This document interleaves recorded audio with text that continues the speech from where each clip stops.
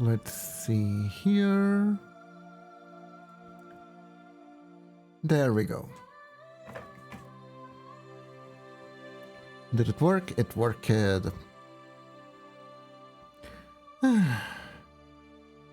Okay, let's check if everything's in order.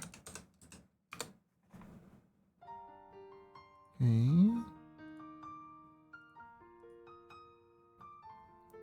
Hello, Lunatic.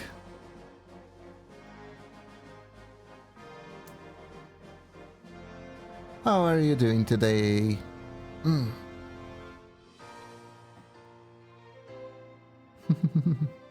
Wee!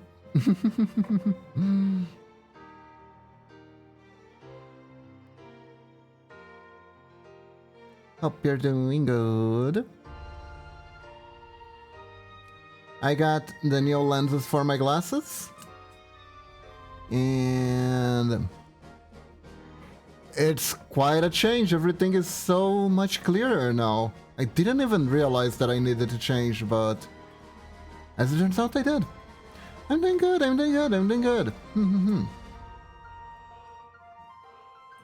I bought a new toy for Leela. I'm gonna give it to her later. Yes. It's a ducky with a very long neck that has a little squeaker right on the neck for her to chew.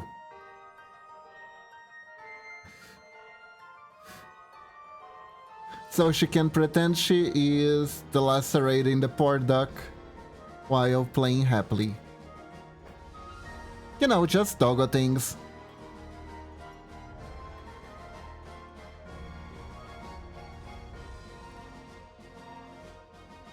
Just the way doggos like it.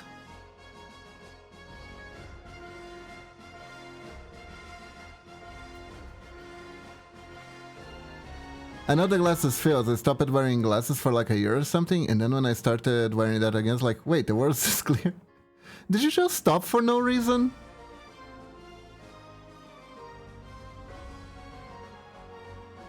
Every so often I do stay a little bit without them to understand how bad it is.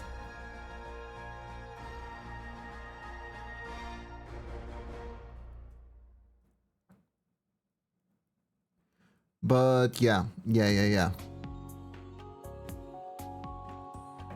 I had a very lovely time with Momochi today.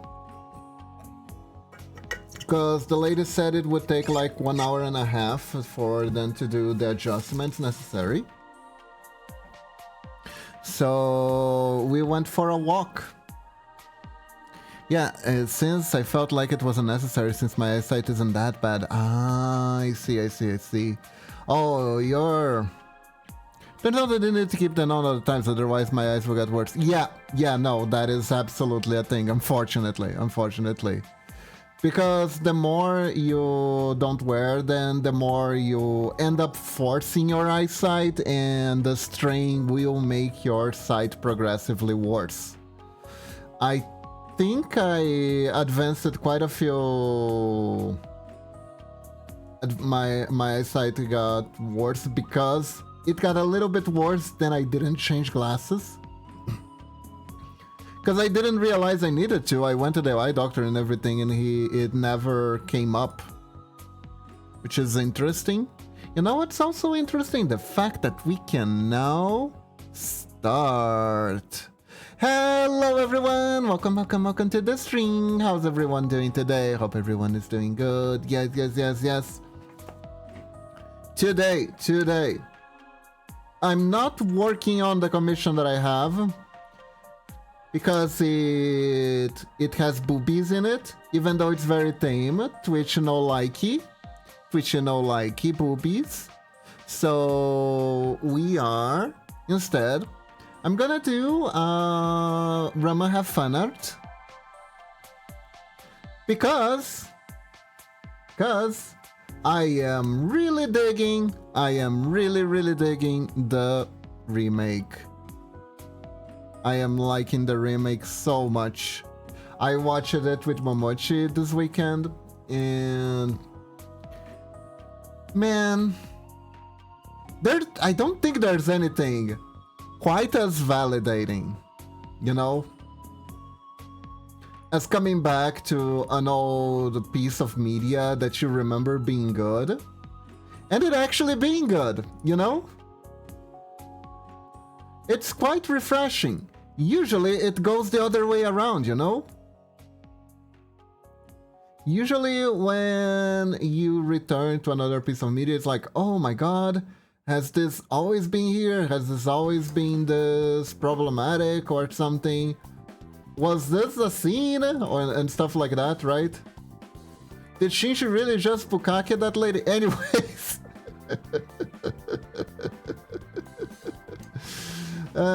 Just kidding, I don't really like Evangelion that much. Although I will say the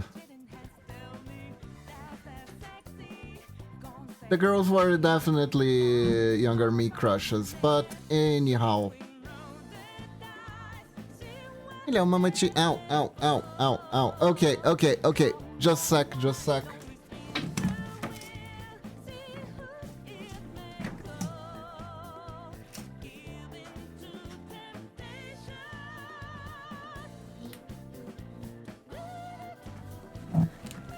There we go.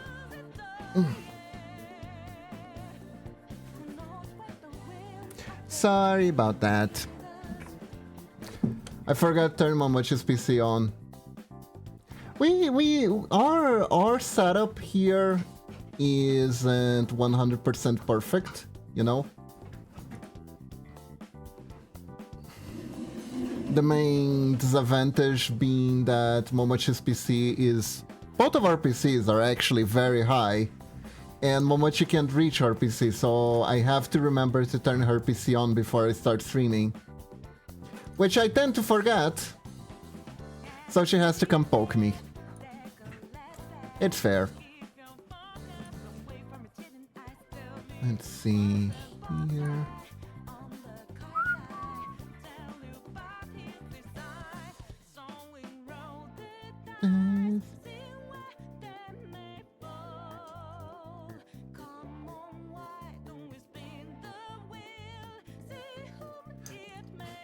But yeah, that is gonna change really soon, chat. That is gonna change really soon. Momochi and I will probably very soon be changing our office place. Which is, I'm really excited. We're gonna get a more secluded place in the house. And yeah, it's gonna be better. It's gonna be better.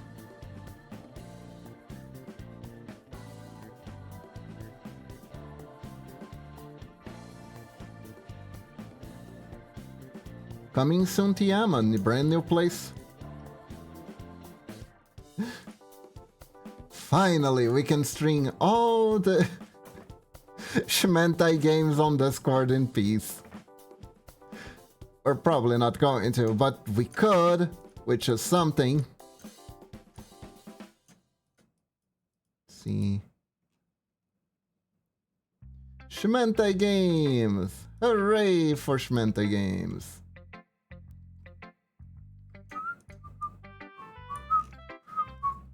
God. I was like, maybe I'll look for some Ranma references on Twitter. And the second I typed Ranma, the first thing I got was hardcore. Then SFW artists are not losing any time. They are not losing any time.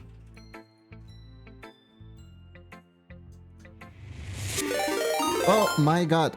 Momochi, thank you for the sub. You subbed because of porn. Oh my gosh. How are you doing today? Welcome, welcome.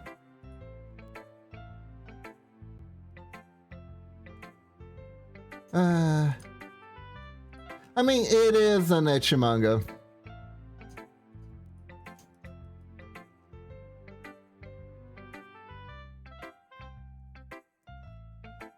But honestly, it's a very sweet one.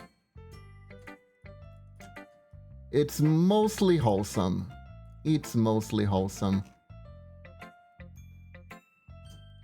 And the funny part is, I think 90% of the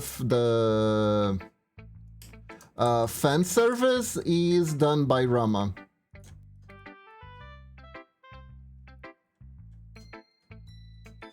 I swear there is a team of I don't know, making a boy go through stuff that's griefing towards women. Everyone in that show is so stupid. It's so fun. It's so fun. It's like I said, there's nothing more validating than coming back to an old show with your significant other and just watch them laugh their asses off at the jokes. It is a revigorating feeling. It is a revigorating feeling. But like, I know it's good, but I'm not entirely sure if Momochi is gonna like it. It can happen. There were shows that I liked that I showed Momochi and she didn't like. We're different people at the end of the day. We don't necessarily like everything in the same way. But it does feel very validating when I find something that we can both share the likes, you know?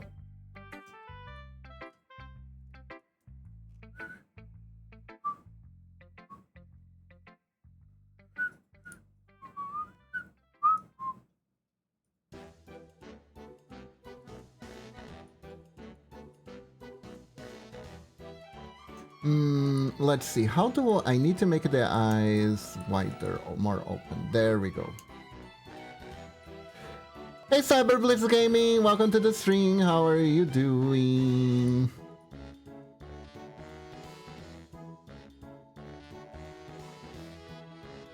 So chat, who is unfamiliar with Ranma and needs a summary of what the show is all about?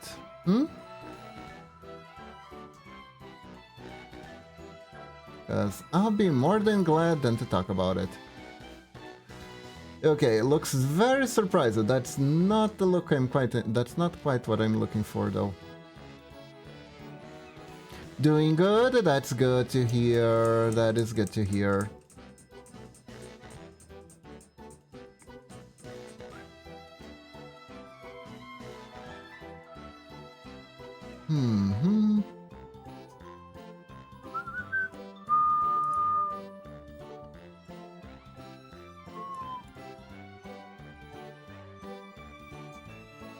Let's see, it's been a little bit of a while since I drew in the style, so...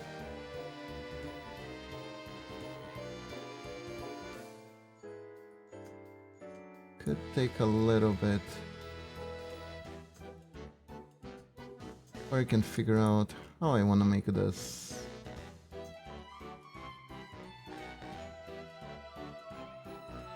I have not seen it, but I see things on it here and there. I see. So, Ranma half is the basically romantic comedy. Anime romantic comedy. So, also an ecchi. About a young martial artist who has a really stupid father who takes him to train Kung Fu in China. And they go to a mystic training spot according to their travel guide. And it turns out that the training spot they went to is cursed.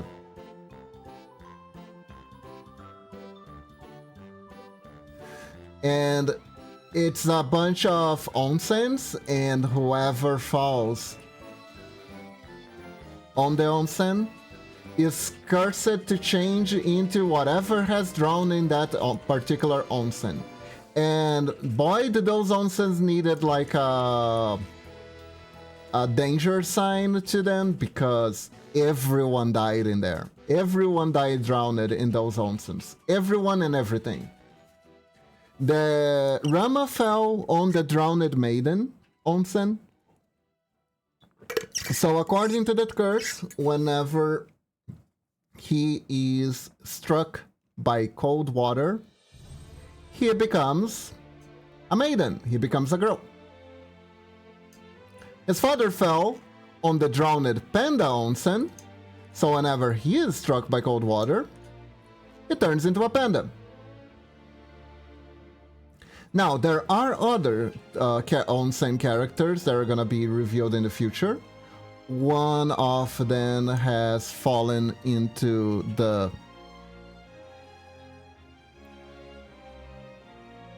drowned pig onsen, so he turns into a tiny little pig whenever he gets struck by water. There is a drowned cat onsen, so she turns into a kitty when she is struck by the onsen, by the cold water. And there are many. I think there's a drowned goose one. There is also a very absurd one, which is the drowned gorilla riding a boar while holding a snake in one hand and an eagle in the other hand onsen. Thankfully, no one ever fell on that one, so we don't know what happens.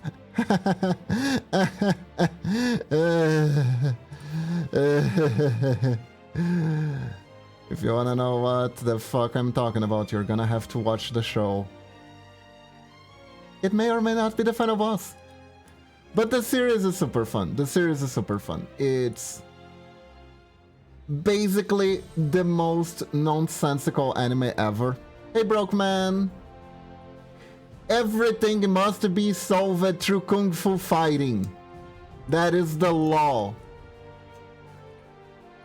They have kung fu fighting competitions for everything in that city. It's a magical place.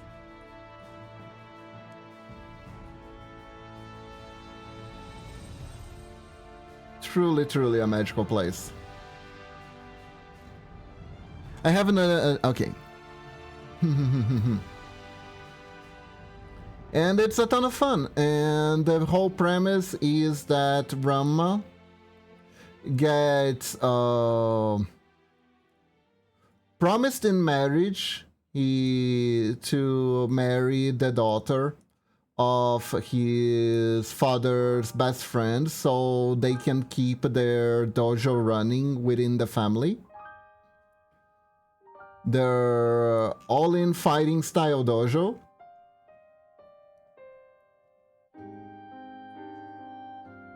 And the obviously neither Ranma nor the girl want to accept being married off like that.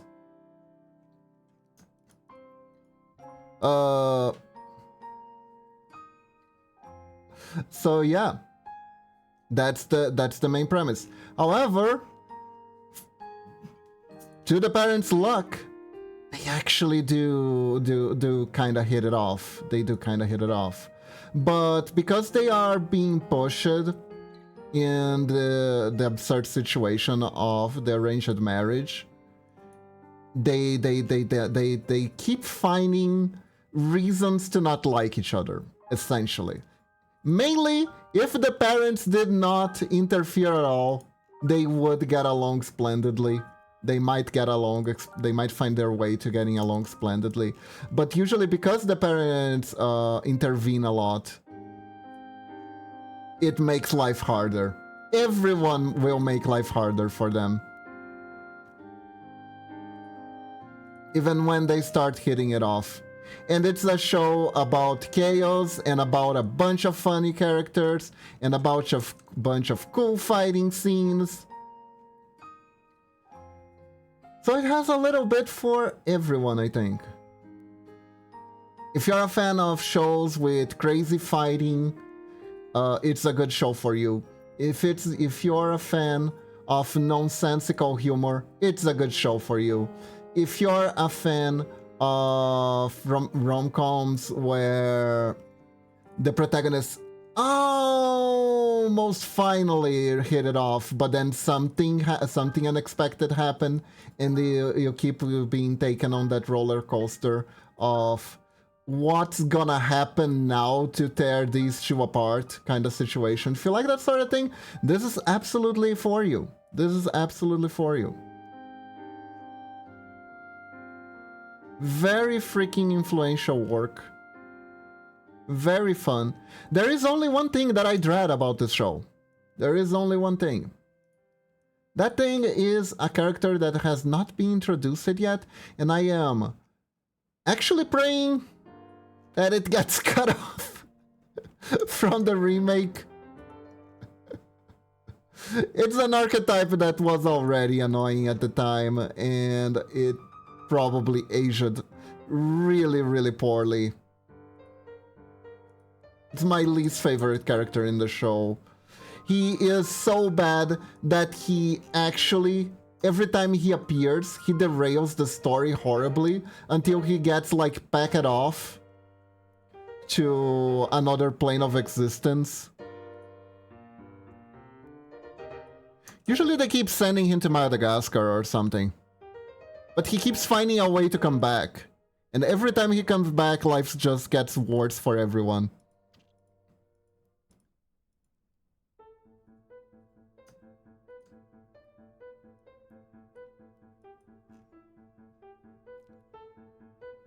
Hello. And I'm talking about Hapozai.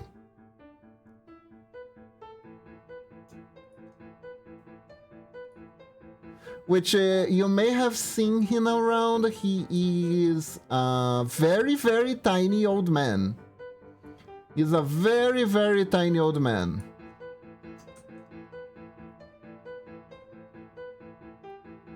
And he is, unfortunately, extremely powerful, which makes dealing with him extremely hard. And he is also just awful. He is just the worst.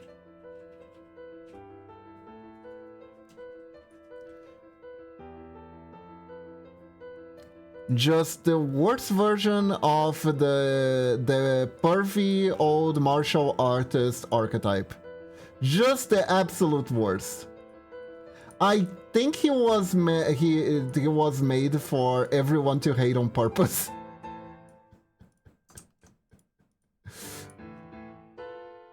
He is one of those characters that whenever they do get a comeuppance, it's really satisfying to watch. So there is that. And I am sure he's gonna get included. I am sure. But I'm gonna enjoy the piece on not having him around yet. I am looking forward for Shampoo and Ryoga. Ryoga is a very funny type of character. He is ultra strong, but he invests no points in accuracy, so he is like the powerhouse that never manages to hit anyone. He only hits like slow targets, basically. So he's always scary because if that attack actually hit Rama would be in the hospital bed, but that attack won't hit Rama because Rama is super speed. Rama is super speed. Yeah.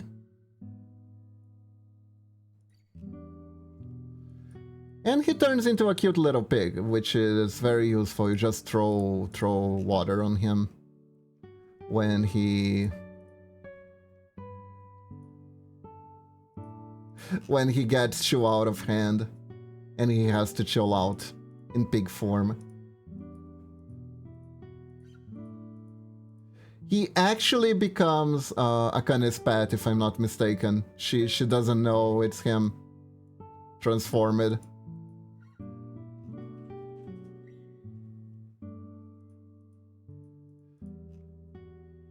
Despite Ranma's many attempts at telling her that that's actually a guy, turned it into a pig, she doesn't know.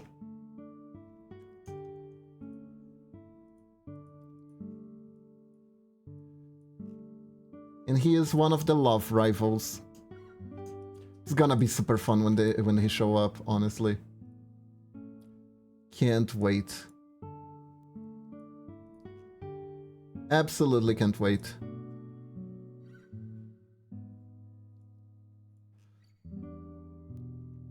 I just really love the series as a whole. I don't know if the theme is problematic or not. It does like get the disclaimer of this was in the 80s, this happened in the 80s. Like they didn't try to modernize it or anything like that. Try to pretend it's regular daytime Japan or anything. I think it's best if they keep it where it was written to be. Because it's like, oh, isn't it kind of creepy that this guy, like the 17-year-old... Yeah, but in the 80s, that was a thing. Oh, what about this overly sexist thing that guy said? In the 80s, that was just a common thing that girls had to struggle with, unfortunately. Good thing they don't today. Or...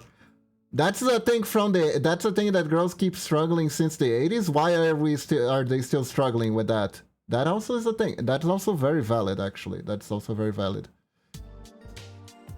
Wait to look at some of the stuff that may happen.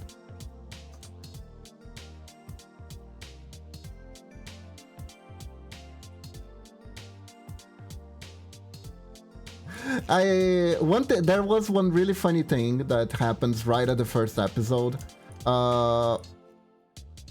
Basically, Akane and Ranma starts having their first fallout because Ranma appears in girl form. He tries to explain, but no one is there listens to him. So they think he's a girl. And he has like a little quality time with Akane. They spar together. And she very ominously, and he beats her. And she very ominously says, well, I am disappointed that I lost, but at least you're not a guy. I'd hate to be beaten by a guy. And he kinda shivers a little bit because he's like, oh god damn it, I'm gonna have to tell her. And I don't know how. Anyways, shower time. So he takes a hot bath. And the way that the curse of the onsen works is basically you return to yourself with hot water. Yes, Medina, I'm doing Ranma. I love that the show is back too. I was just talking about that.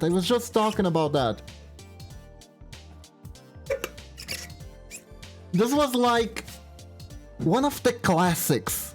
One of the anime classics. Right? If you want to get into anime, this is one of the shows that you must not miss. And I really love it. The manga was... Here in Brazil, we saw it mostly through the manga. I don't know if there was a TV company that was showing it at the time. Absolutely, I was mega confused because German that we figured out after a while. Also hope you are all doing well. Ah, hope you're doing good too, Medina. Welcome, welcome. Yeah, I was just talking about it. It's funny how, at least from my memory of the show, the remake has been pretty... generally pretty faithful. They might have made Akane a little bit less engi.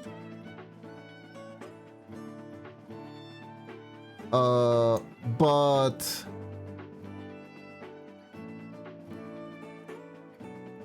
overall, but I don't remember. She was way too angry though. Yeah, that was... how do I put it? That was kind of the main author's thing though, that she liked making women very angry. Because at the time that she was writing mangas, the general female character was way too passive.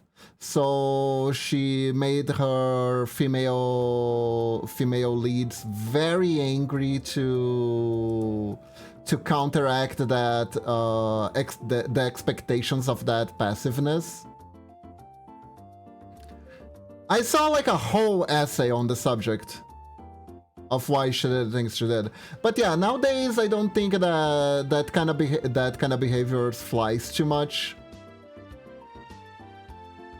Oh, it makes so much sense because so many conservative men need some slappers. Yeah.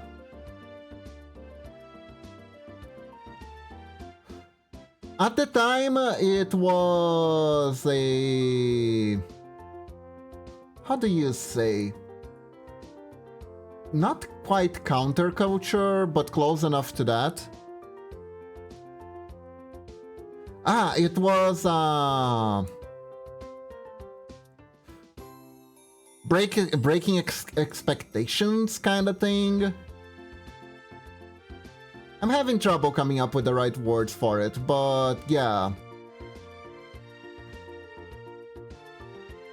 So the anime does something that I have to applaud. I have to absolutely applaud. That she says that she doesn't like men. And Ranma's like, why don't you like a man? And immediately the idiot swarm from from school appears. And I think I see on Ranma's face going like, oh, that's why.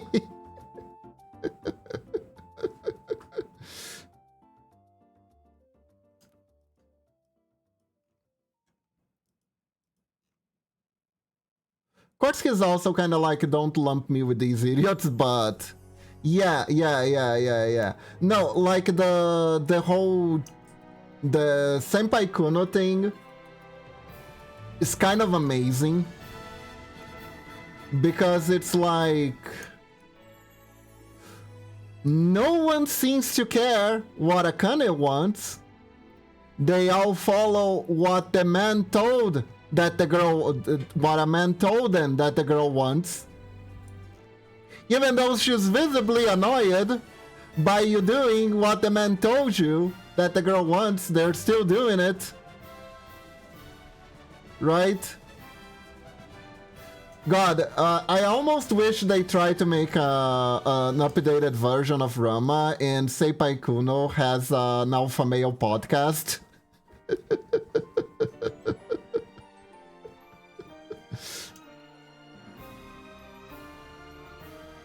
Where he shares his terrible takes on dating.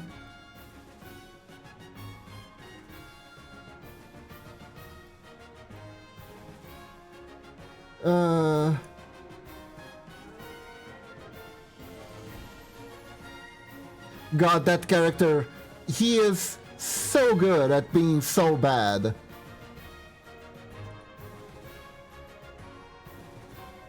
And Akane's sister, she's so mean.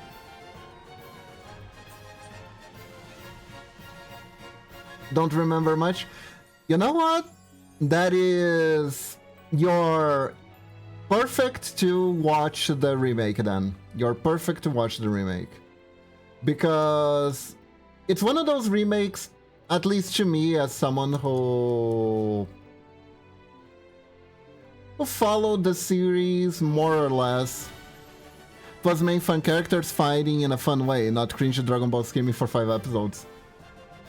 You know, funny thing is, the OG Dragon Ball had fun fighting. It was Dragon Ball Z that ruined it. Because they wanted to make it serious. They wanted to make a very non-serious story serious.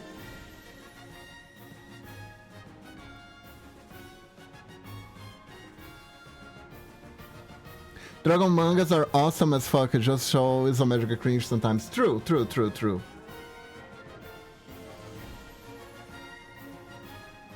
Dragon Ball is a much better story told through manga. Even even both regular and Z. Although I will give the TV show the one thing that they gave us. The best filler episode ever,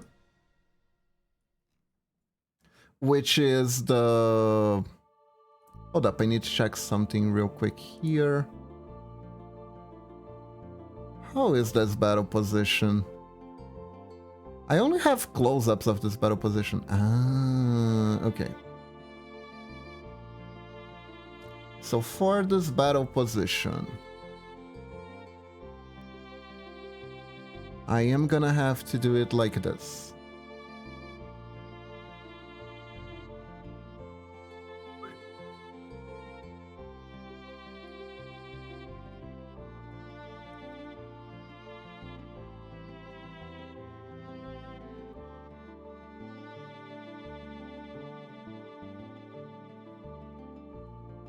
A little bit like this.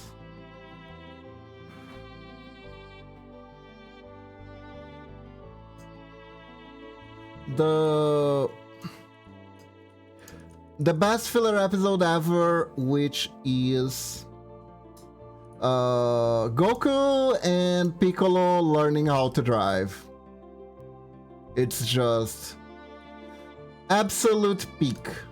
It's just absolute peak. Have you ever seen that? Have you ever seen the freaking episode where Chi-Chi forces Goku and Piccolo to learn how to drive? It is so good.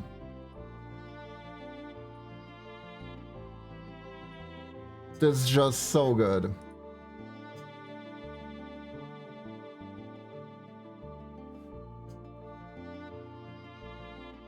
It was awesome and does not make any sense. Yeah, Chi-Chi just is like, you know what? You guys are not fucking adults. Go learn how to drive. And Piccolo gets the really stressed out lady who keeps screaming at him while he's trying to learn to drive. And it's awesome.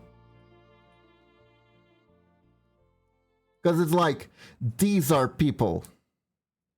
Yeah, no, I distinctly remember Goku being like, why the hell do I need to learn how to drive when I can fly? We got the cloud.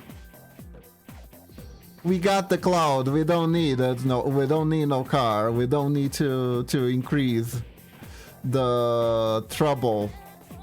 We don't need to give the planet any more fumes. And Chi-Chi is just like, because grown-up shit, go do it. I mean, to be fair, in a lot of places you do need a driver's license. It makes for a very handy Omni.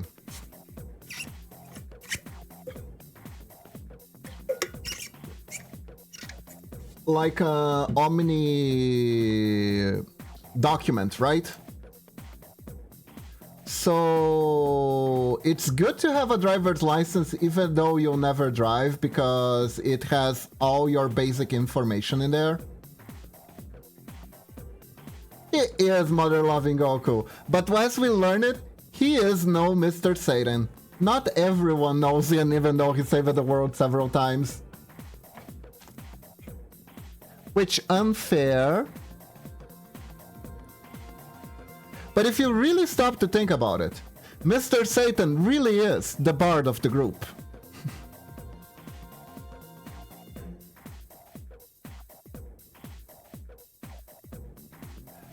Oh wait, right. To everyone who lives in the US, his name was Hercule, right? Not Mr. Satan, my bad.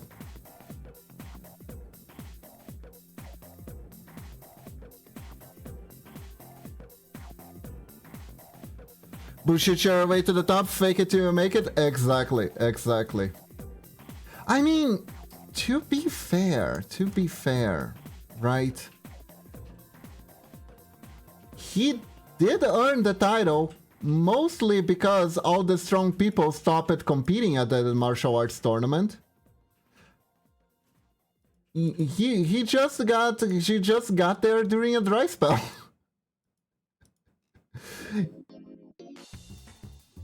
Mr. Satan is literally at the right/wrong place at the right/wrong time every single time.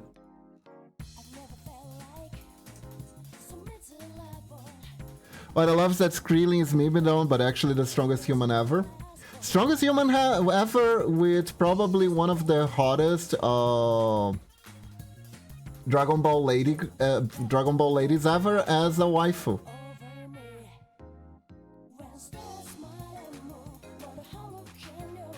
Which is, haha.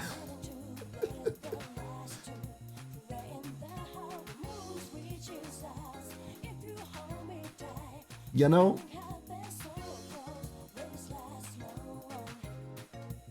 Yeah, Android and Teen awakened something in me, not gonna lie about it.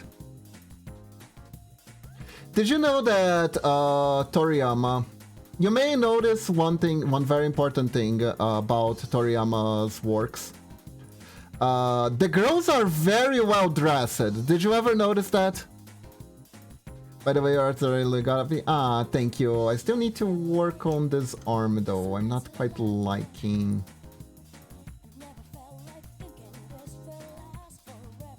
But did you notice how Toriyama always draws the girls very fashionable outfits? Wanna know why?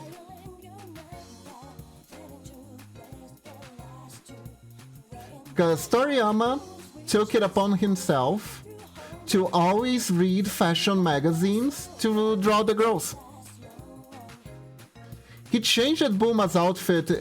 You may notice that Bulma's outfits keep changing whenever she is able to get new clothes. She actually will get new clothes. Not necessarily all characters have that as a trait, but Bulma does.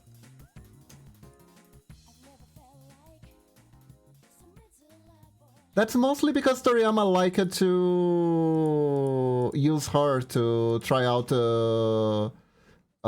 drawing new outfits, drawing women's outfits. He really liked fashion magazines and stuff. In some webtoons of fantasy medieval settings, you can see that 6% of the effort goes into different dresses and outfits. Oh, really?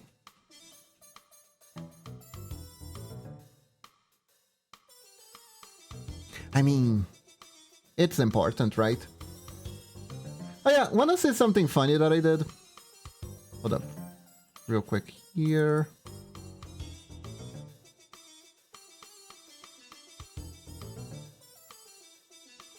It's no biggie, but look.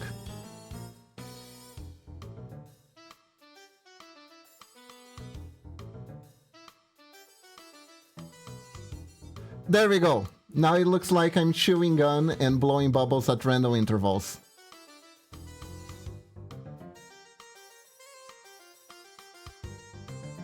Ta-da!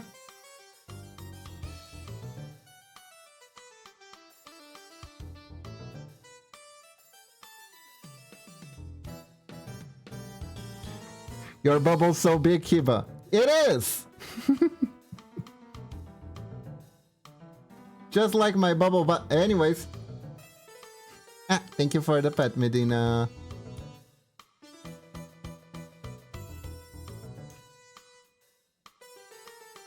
Bubble what? Bubble nothing!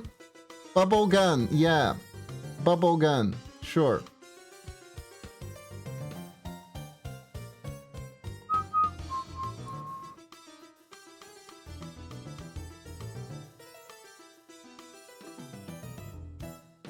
Now let's see. Now I kind of have to figure out what kind of pose I want to make.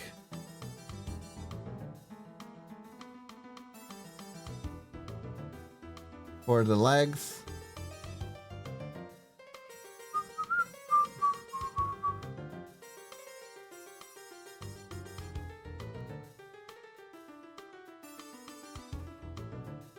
Do.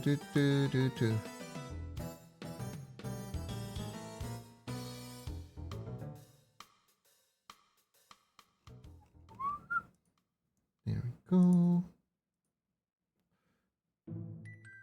Momochi, what did they say about ninjas with big bubbles?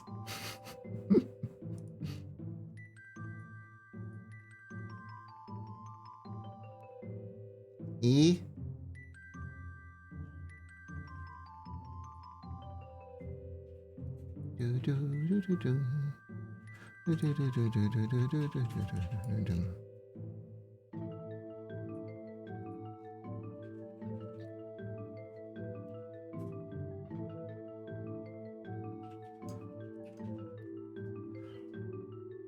That they are very nice to be asked for dumplings?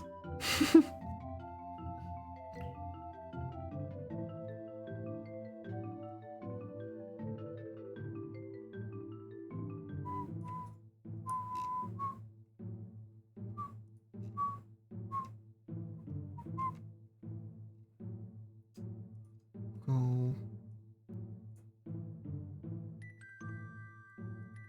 E.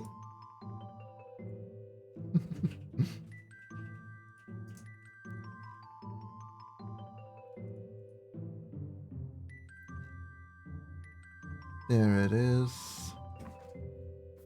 But yeah, chat, I don't think there's anything more validating than seeing your significant other laughing at a piece of media that you like and you haven't shared with them before. It is a very good feeling, I gotta say.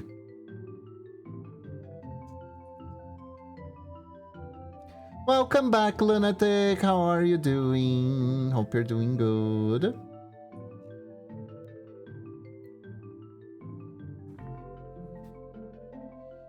That's you. Many people say, damn, why is there a huge bubble floating in the air?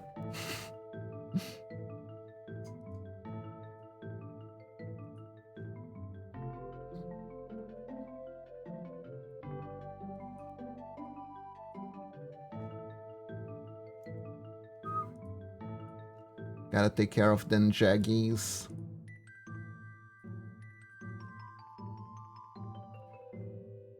Jaggies are evil little things that ruins good pixel art.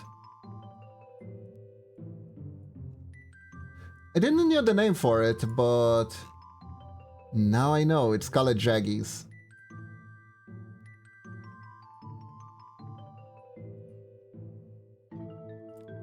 I am a jaggy. No, you're not.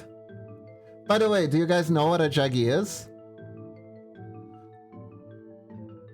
A jaggy is essentially... Let's see, do I have any to show? I don't have any to show right now, thankfully, because I cleared them. So let me show you this. This is a line, right? No, you don't, Lunatic. No, you don't. This is a line with a jaggy. A jaggy is when you have like an out-of-place pixel. See, like this. A line like this in pixel art for anything usually doesn't work unless it's part of a pattern. Like, if you do it like this consistently on a line, then you're trying to do something. But if it's like randomly, on like random intervals, with varying lengths, you know, and no pattern to it whatsoever, that's a jaggy. That's a jaggy.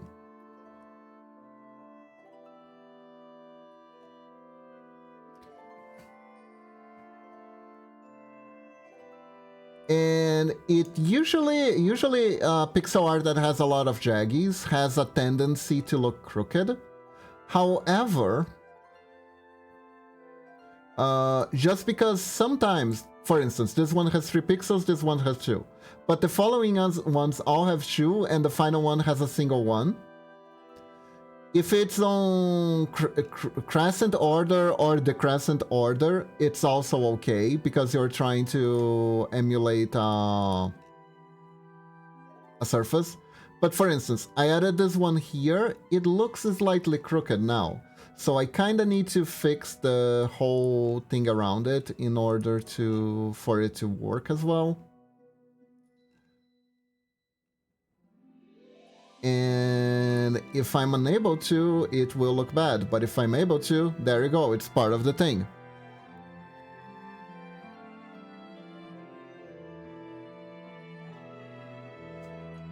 Arc. Yeah.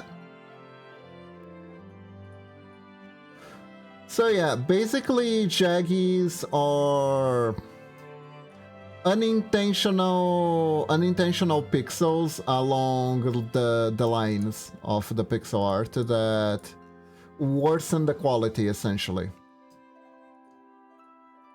If you're starting doing pixel art, you're gonna do a lot of them. It's okay.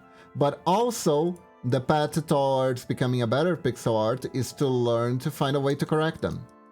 To correct that.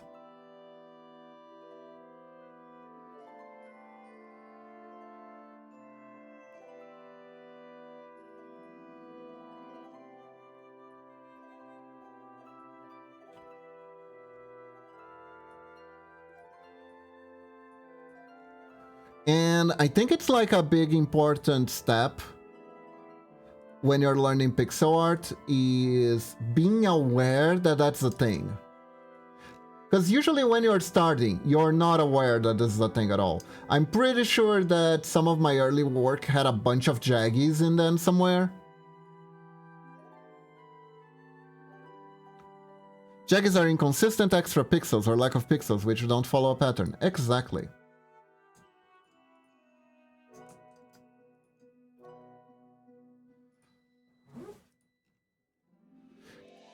It's like the first thing when you're looking at a piece of pixel art and you're like, this doesn't look 100%. How do I improve this? Eliminating the jaggies will usually increase quality. Will almost always increase quality. And they're not easy to spot all the time either. Sometimes they are very well hidden. Sometimes they're intentional, sometimes they're not.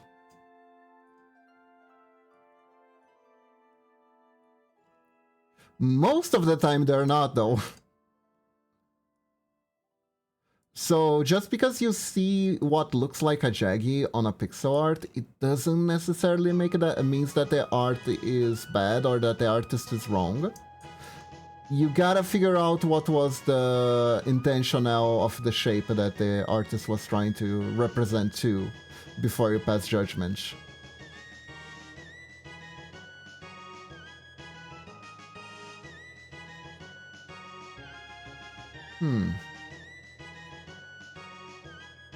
Me being an educated justician. Honestly, you do you. I like to talk about these things because I like to think that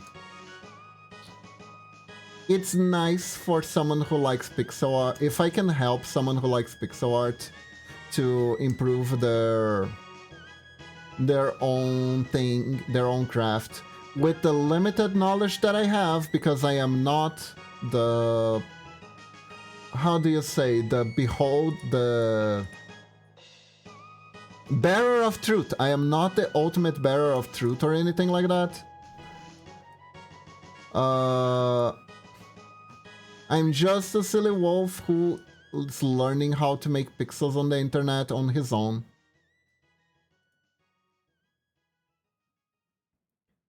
Okay, nice, nice, nice. We could add a little band on this leg too, I think.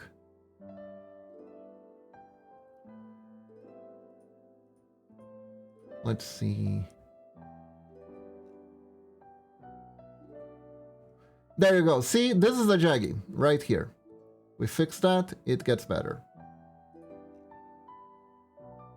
The problem is trying to connect two parts with a straight line, which you can't connect easy without resorting to a jaggy. This is how you do it, Lunatic. This is how you use a jaggy properly. You do this. Let's say chew 1, then chew 1, chew 1.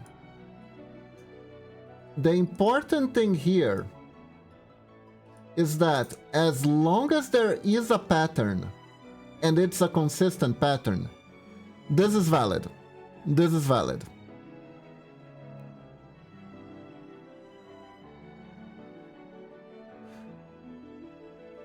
That's how you can do the weird angles without it being too off-putting to the eye. For everything there's a technique.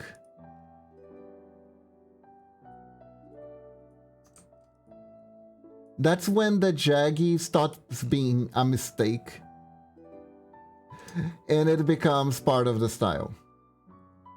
You can look at some really, if you look at some really awesome, like, big pixel art, it's full of intentional jaggies that are made with patterns.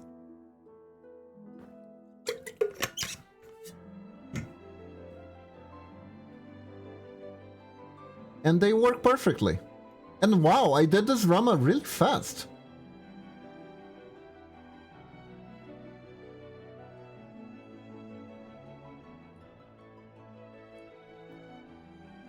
Probably because I only used one layer, which is going to bite me in the ass when I try to animate this. But oh well. We'll get to it when we get to it.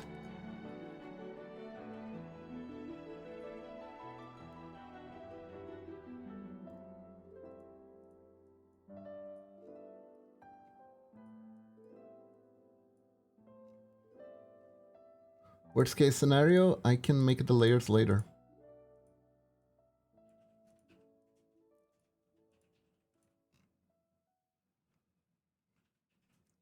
It ain't that hard.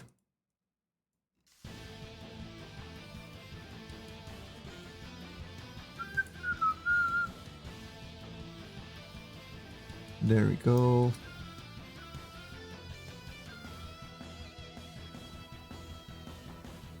But also things like 112, 112 looks really off. Could just be a me problem though. It's...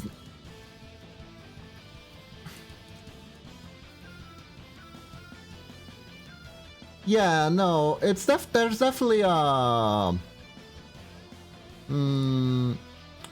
sensibility of the author to say, so to say. But it's all about trying to gather as many techniques as possible. So you can try and solve the different troubles, the different... yeah, no. I believe troubles is correct. One thing that surprised me a lot when I started learning how to art in general is that a whole lot of arting is just problem solving. The problem being, I want to show this thing in my drawing. How do I do it?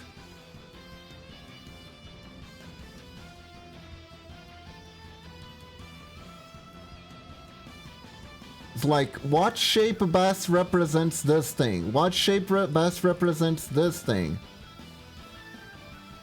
Most things are problem solving. Yeah, but they feel really mathematical in a way, you know, the kind of logic problem solving.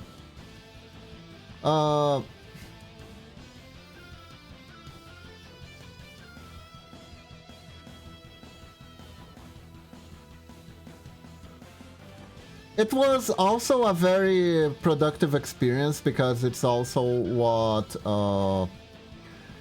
killed for real the myth of talent to me, you know? Programming by definition is problem solving. Exactly.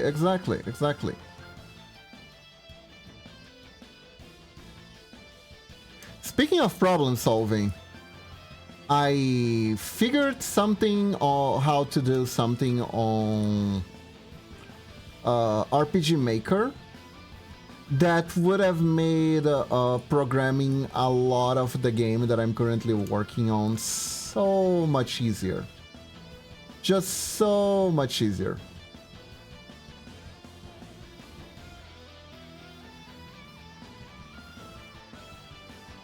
Yeah, I figured out how to make events with variables.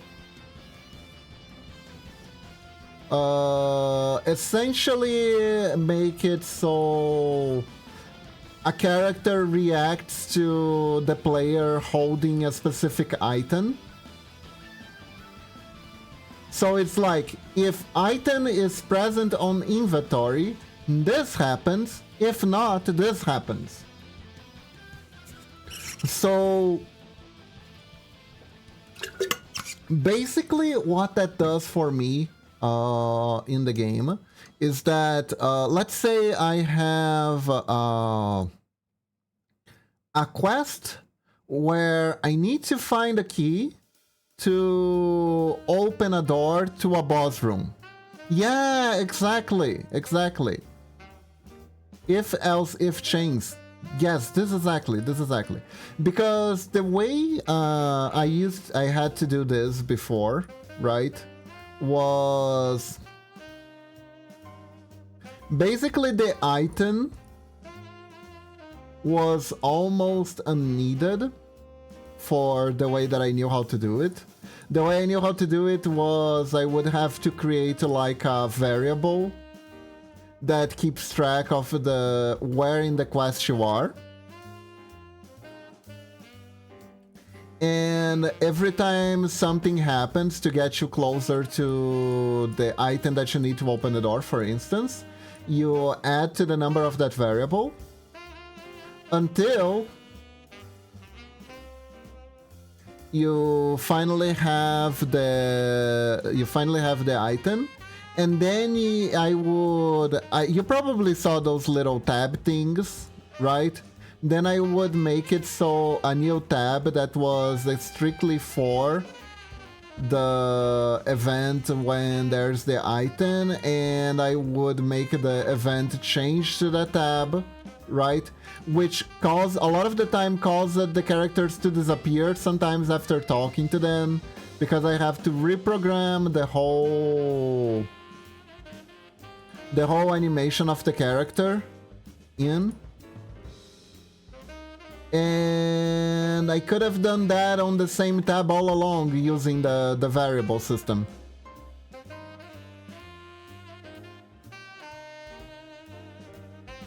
Which saves a bunch of time. I don't have to put as much variables to keep track of. It's just so much cleaner.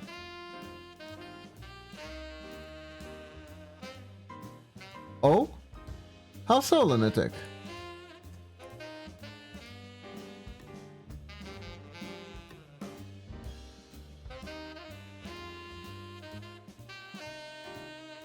Is there a chance the program miscounts or something?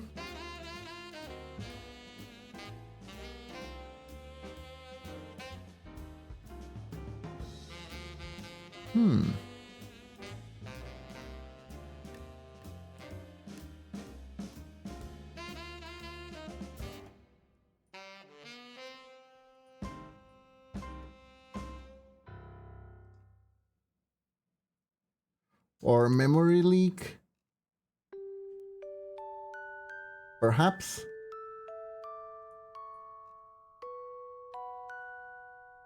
Now it's much easier for bugs to be introduced. Ah, I see, I see, I see. Yeah, that sounds about right. That sounds about right.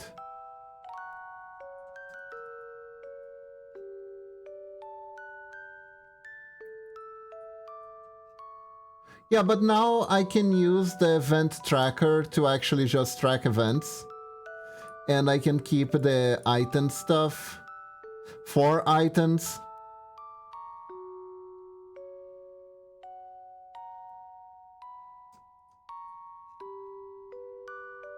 If you keep accidentally adding to the numbers from a bug, especially if you have checks, you can miss stuff or completely break events. Ah. Oh yeah, that absolutely happened before. Yeah, that was a thing I had to fix. Definitely fix a thing here or there that was like that. Cuties, thanks for stream. Gonna play some games of my own. See you later. Stay comfy. Alright, Medina. Have a good one. Thanks for dropping by.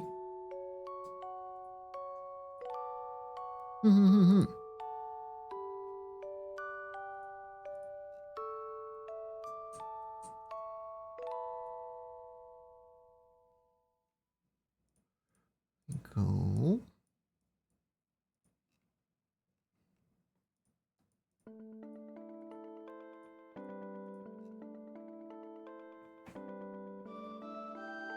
I did a lot of different boolean true false variable and just check those. Ah.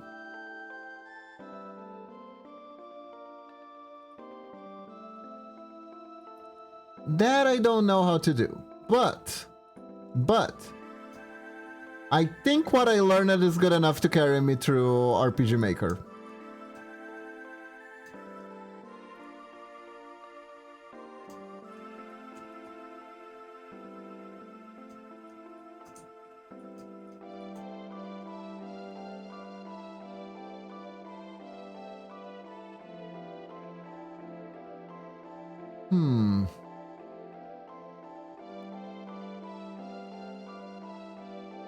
Let's see.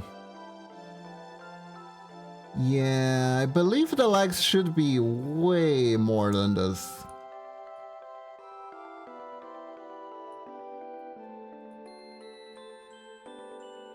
Think I need to extend the Legos.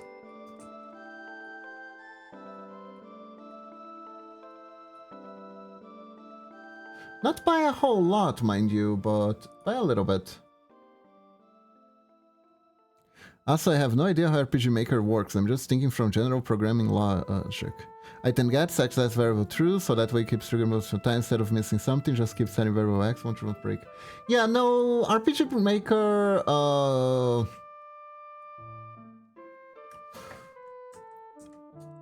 to put it simple, the best way I can explain on how RPG Maker works is that it kinda like has programmer training wheels for you.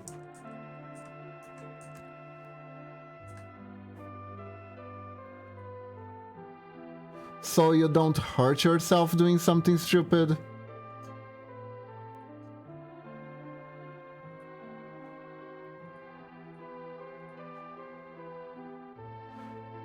So like you have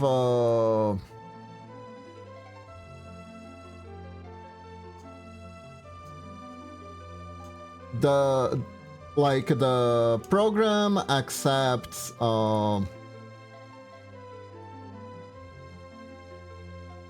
how do you say, accepts graphics that are of a certain length, that are at a certain place on the sprite map and stuff like that, to make sure that everything fits in nicely with whatever was already pre-programmed. So you don't have to program where the hitboxes are and stuff like that. Kiba, have you ever used a website called Scratch before? I have no idea what that is, so no. What is Scratch? What is the Scratch you speak of? And is it on the back of the ear? Because I like scratches on the back of the ear.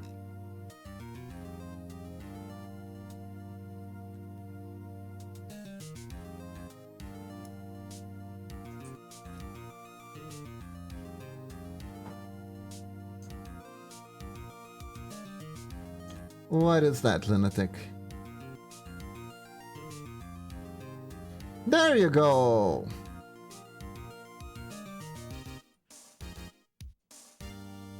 There we go.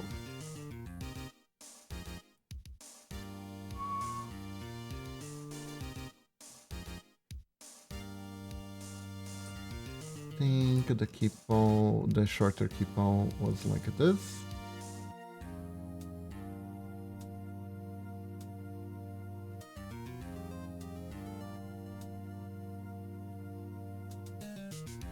It's a website I use in an ICT club. It's like a training program thing. You can make little games or programs by dragging in block codes and sticking them together to write your own code.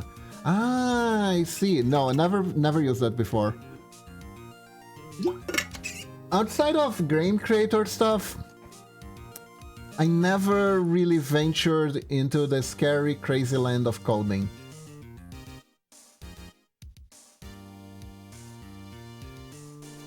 The magic wizardry of coding.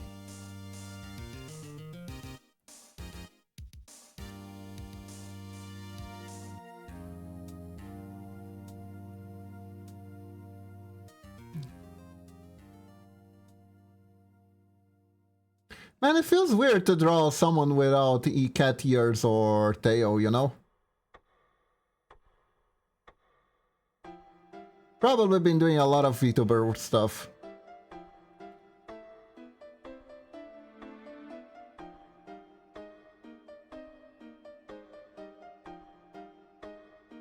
I think I want the leg to be a little closer here.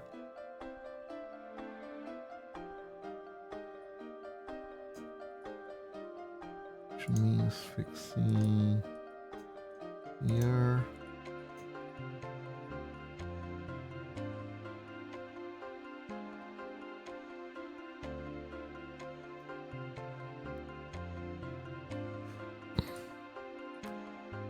Uh-oh. Ah, good thing it doesn't show.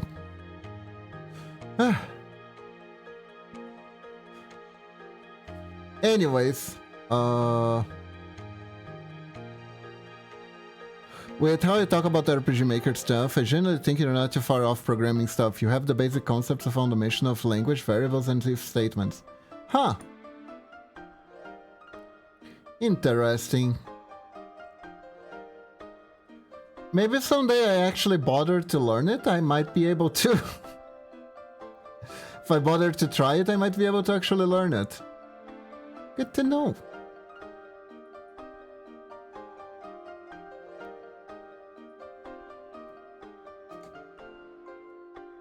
Yeah, what I don't know how to do is the language, the codes, right? The codes and languages. I know the essence, I just don't know how to speak to the computer, essentially. Ranma. There you go.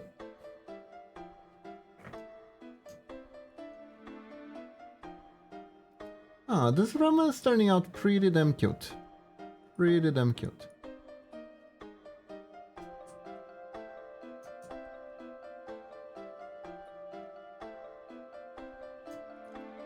Can I make it cuter? Yep, that works.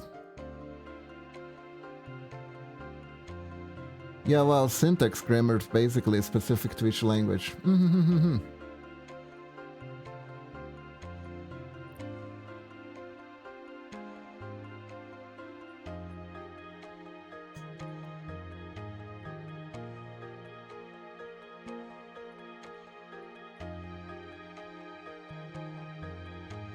Oh, this works. This shadow works. This pink shadow works so well. Look at that.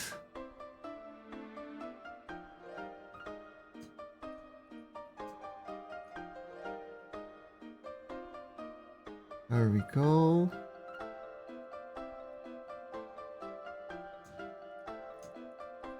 Let's see. Can I increase this? Oh, very nice, very nice. So if you ever wanted, I was willing to help teach this amazing program. Ah, thank you, Lunatic. If I ever feel like not being blocked by it, I will take you up on that. For now, though.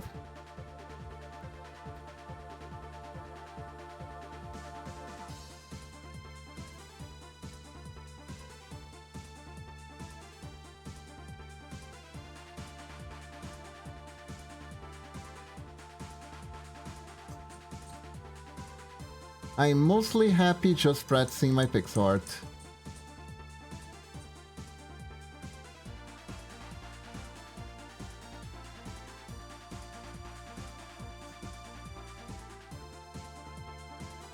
I was wondering if I could add a nose. The answer is kinda, but not really. But kinda. Yeah, like this is fine.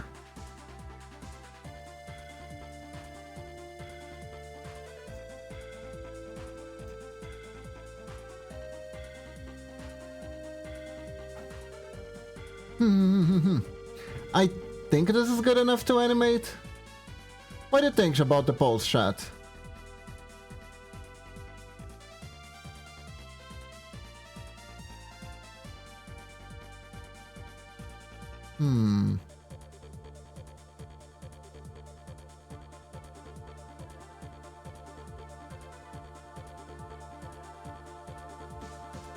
Maybe...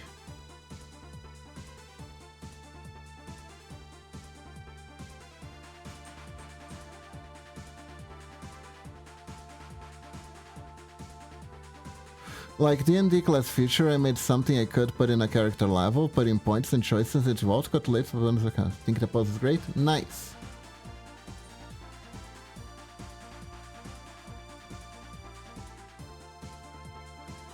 So... I wanna make a... jumping up and down animation of sorts, you know? Not like actually jumping up and down like the Street Fighter jumping up and down.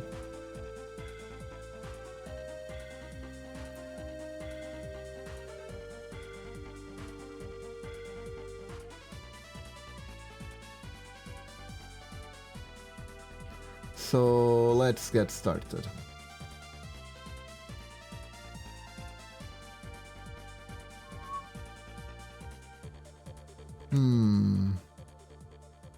Think I'll start by going down. So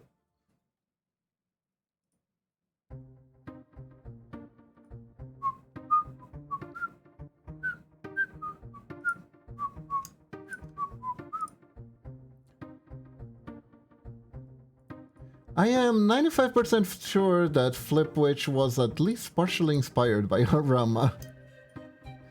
Also.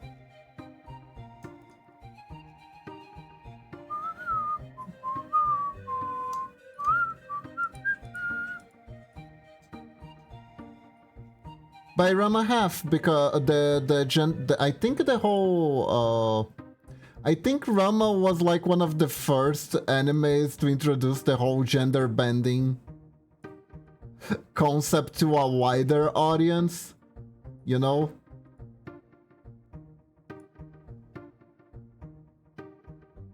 It's kind of like chain of events. Creator watches Ranma when he was little, awakens something, you know? That sort of thing.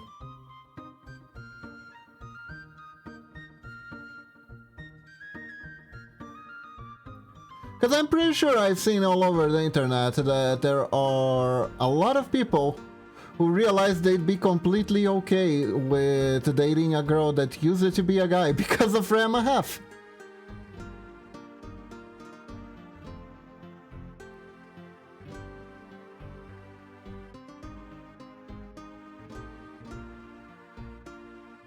Interestingly enough. I'm really liking what they're doing with the anime so far, by the way.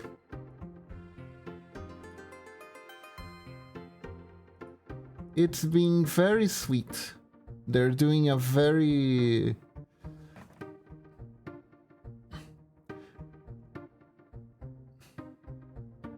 I think they're doing a good job to showcase the characters more likable.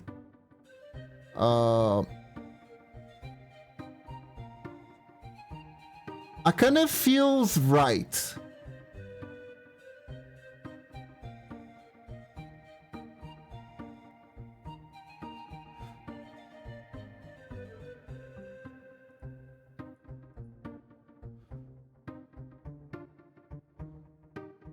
She feels like it feels kind of like she used to be angrier in the original.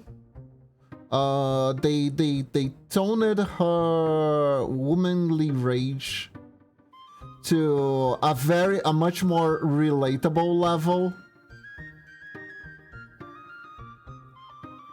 Cause like, regardless of the version, she is mostly very entitled to being angry.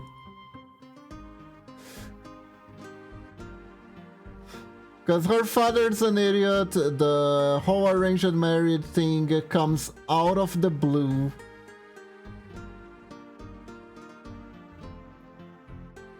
Without even getting into the merit of is arranged marriage a good or bad thing, just the fact that it comes completely out of the blue like that is already enough reason to be rightfully pissed off at this just being thrown at you.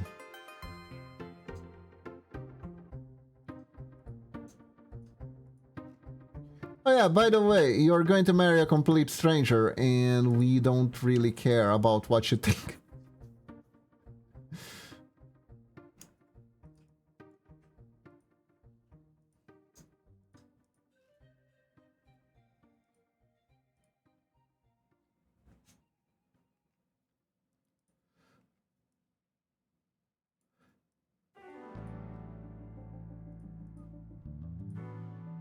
Which is a recurring theme in Akane's life. I think they are doing also a good job at planting why she would like Ranma better.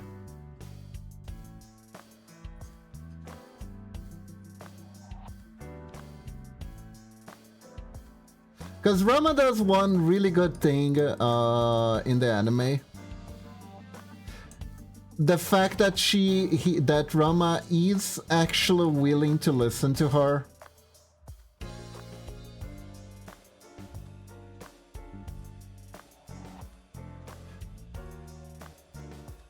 Like, he notices that she has a crush on a doctor, and instead of just acting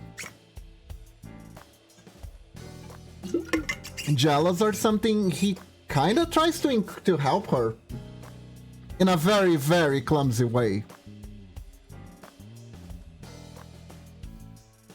But he's like, you should try to admit your feelings to him.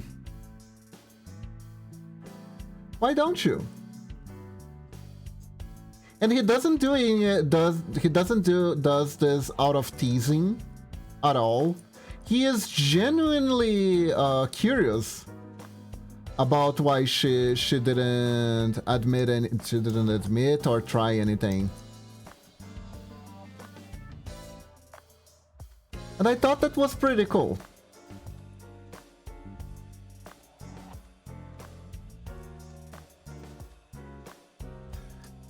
It's like, yeah, one of the traits is she doesn't like men very much, which is the main focus of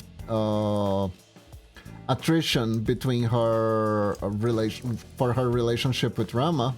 But also, have you seen the men who are surrounding her?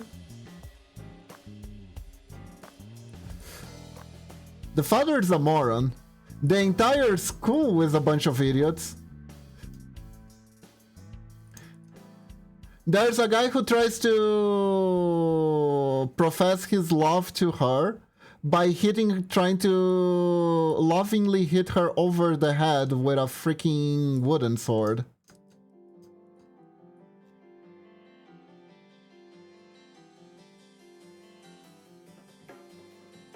Because he decided that she is the Amazon type and she won't marry anyone who isn't as strong as she is.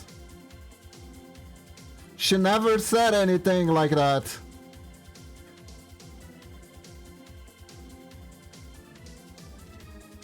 But he decided that, and everyone in the school was like, oh yeah, absolutely. And instead of getting any love declaration from boys, she literally gets them being thrown at her. You know, if he was actually smart, that would have been quite a deploy to make sure she never goes out with anyone but him. But he isn't smart, he is a dumbass.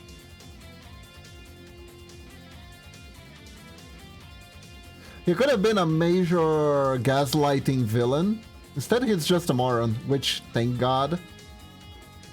No complaints here. I much rather the heroine has to deal with a moron than a gaslighting mastermind. Hey Camo God, welcome to the stream. How are you doing?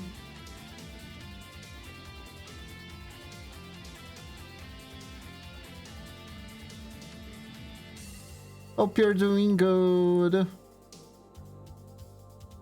Which is why sometimes I feel like brainwashing plots feel lazy, you know?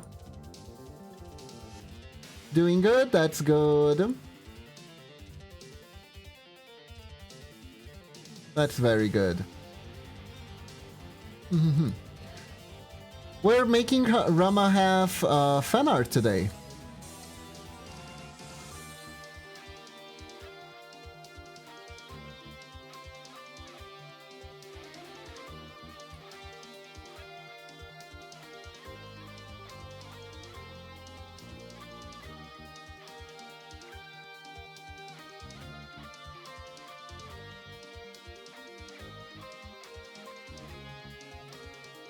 It's National Nut Day, so we can all love nuts together. Oh my god! I had some macadamia nuts yesterday. They were glazed though. Was it yesterday? No, it was on Sunday. It was on Sunday. You're allergic to macadamia nuts? Really? Wow.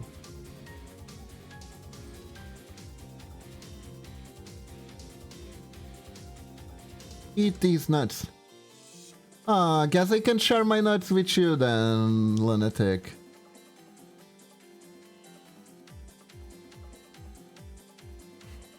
Macadamia specifically. Ah, I see.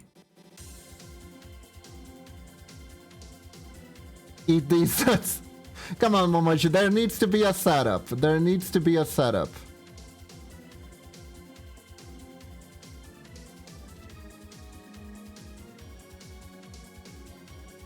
Like this one. Momochi, do you like pudding? Do you want pudding?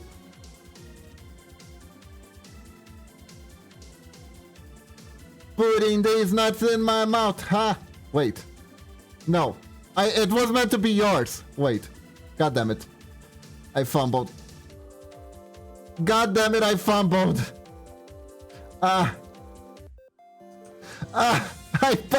I made this nuts joke on myself. God damn it. God damn it. It backfired.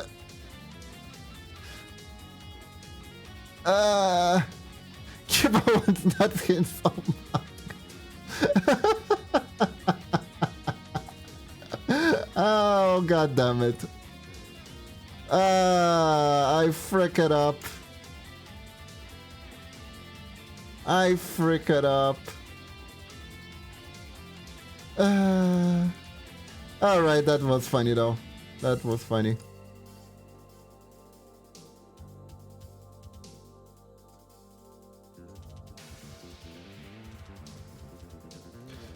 Good job, Momo. You made him these nuts and stuff. She didn't have to do anything.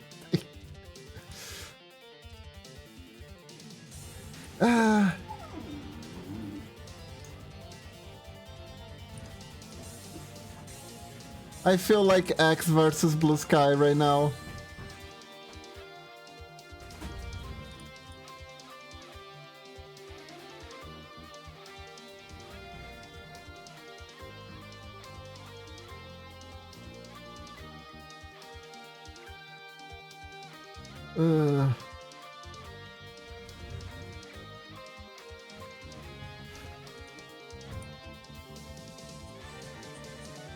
Oh no.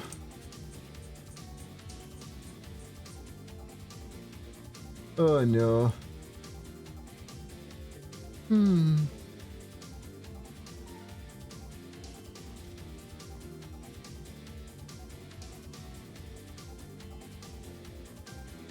This is what I get for doing these nut jokes, honestly. In 2024, no less. God damn it.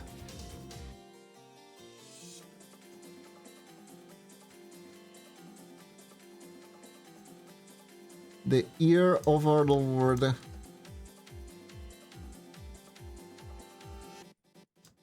The Draconic Overlord.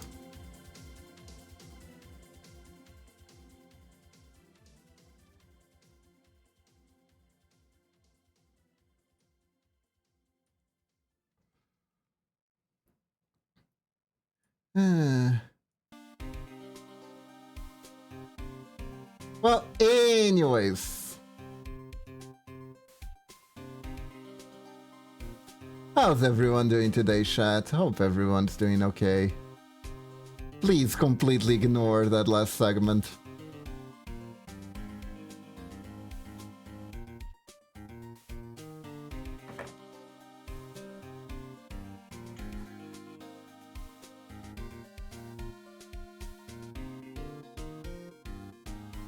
Doing good, that's good to hear. Always good that you're doing good.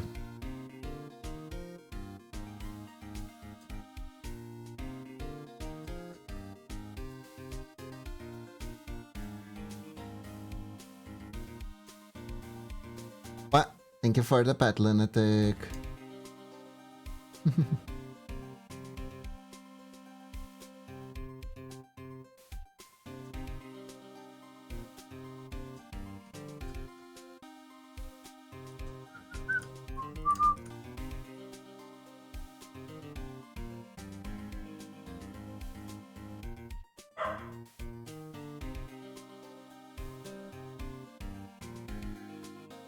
Cool.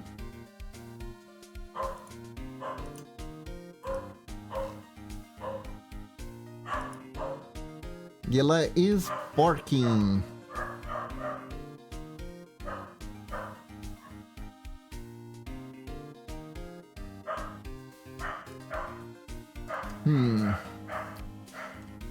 Sounds like something or someone really got Lila's attention. You know, oddly enough, when we change offices, there might be less Lila barking.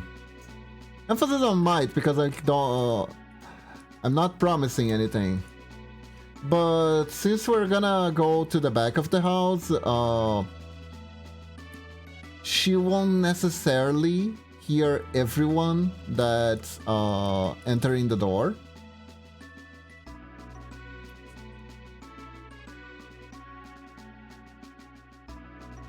There we go.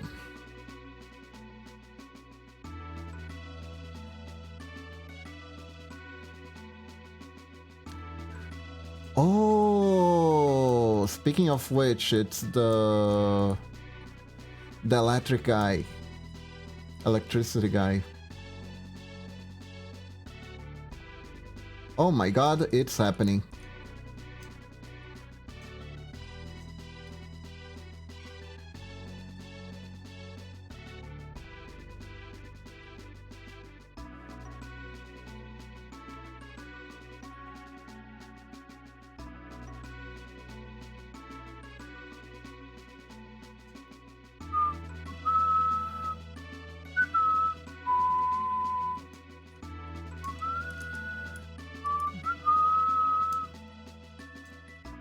See here.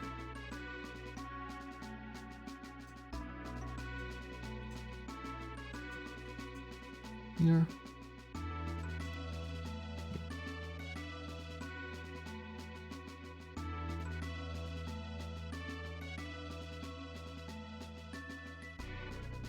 Yeah, that actually looks a bit odd.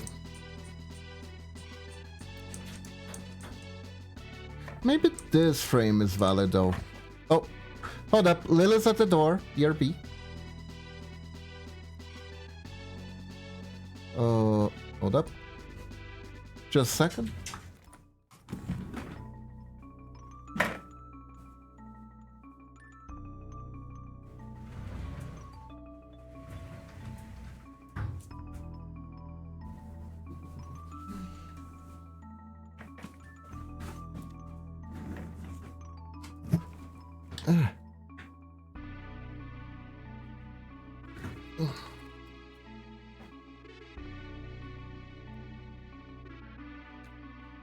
There we go.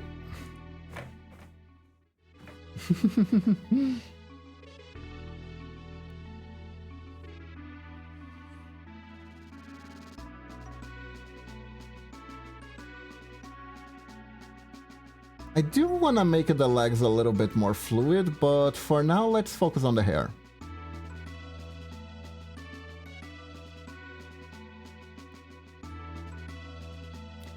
For the hair, we can make a motion that's more like this.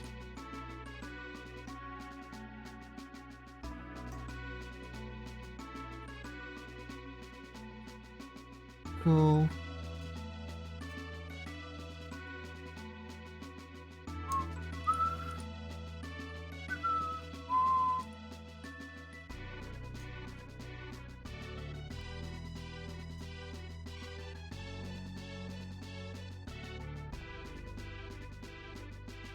There we go.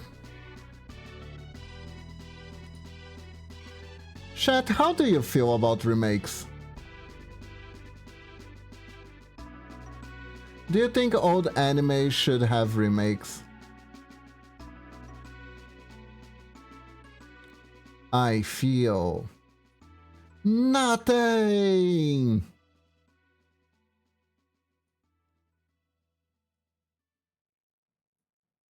Fantastic.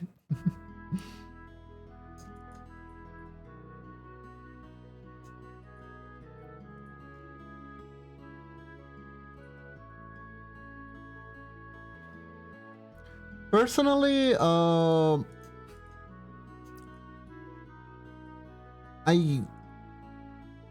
are plenty of anime that I'd like to get remade. Mostly the ones that were in that time zone where animation wasn't too good. And you know that the anime would have been amazing if it had the budget or the technology for today's anime. Like, those I think are the ones that are worth remaking. But I also believe that you shouldn't do too many of these, because then you start running into that Hollywood problem of relying on past franchises too much. You know?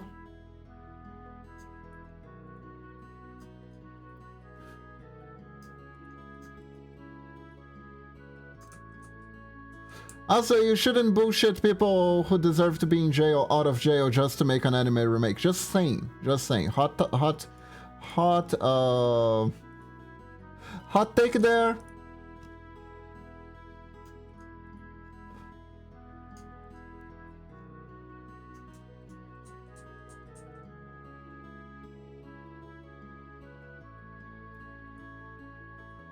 But sometimes letting some bygones be bygones is for the best.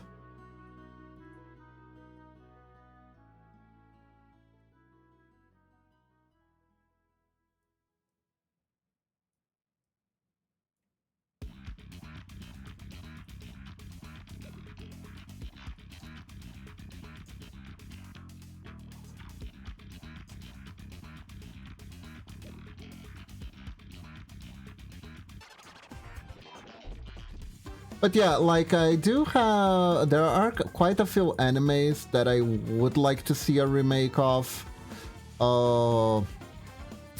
Slayers being the top on the top of my list now that Ranma actually got the remake. I would freaking love if they made a Slayers remake. They could just make a new series, it wouldn't even be bad. If I'm not mistaken, there is a manga that has a lot of potential with that, where Lina gets isekai'd into an alternative version of her world, where essentially the creation battle had a completely different result.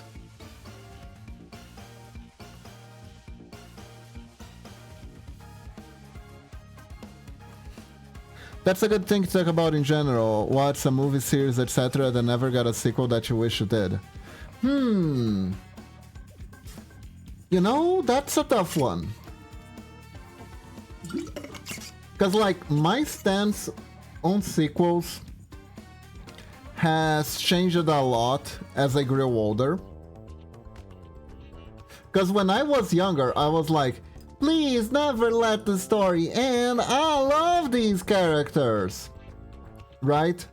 But as I got older, I was like, oh my, I'm more like, oh my god, they're going to extend the show by how many more episodes? Are you kidding? What even is there left for these characters to do on screen? Just let them live their lives, goddammit. Why are they stuck here forever just to suffer? So I could say my stance on sequels changed quite a bit.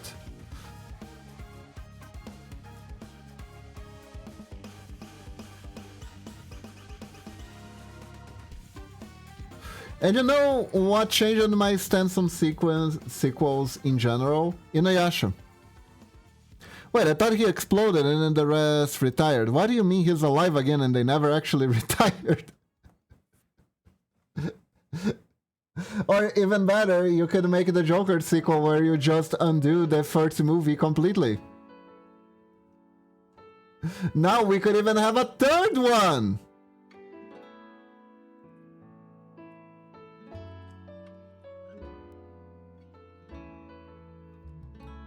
My favorite part of the Joker Folie à Deux was when the Joker Folie à Deux'd all over the place.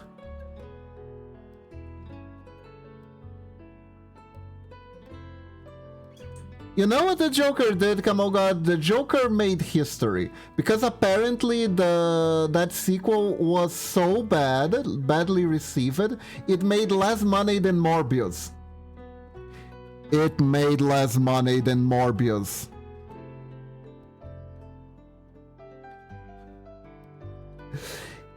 It beat Morbius.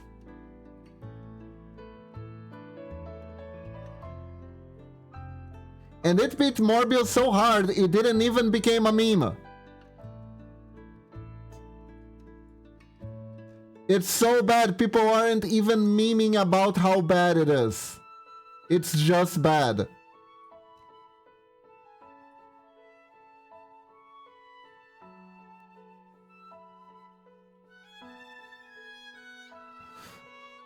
That's actually how pissed off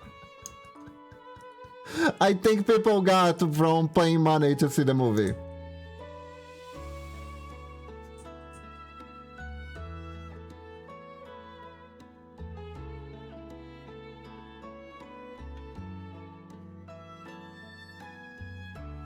That is incredible.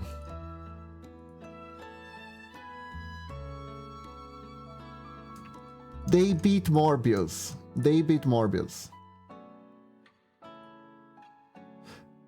I haven't watched the movie yet. Not entirely sure if I will, honestly. But I do. Momochi is curious. She is like, what did they do exactly? But apparently, the main thing is that they invalidated the first movie, essentially.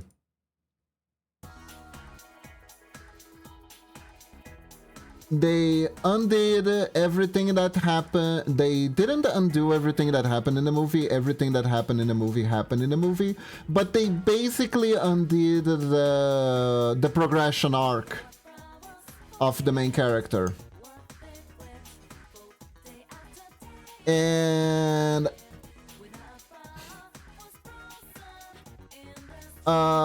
may I spoiler?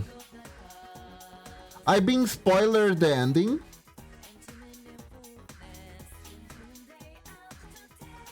And apparently the ending is, spoiler alert, but apparently the ending of the movie is that Arthur Fletch, the Joker, dies. He gets killed off by the real Joker. See, Arthur Fletch never was the Joker. He just started the Joker movement and inspired the Joker to be the Joker. Yeah, you sit through a 2-hour musical to find out that the first movie wasn't really about the Joker.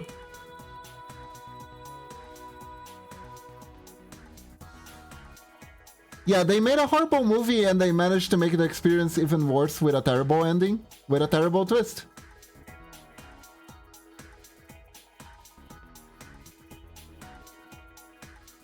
And honestly, it almost feels like the deliberate move of someone who doesn't want to make any more of these movies ever again.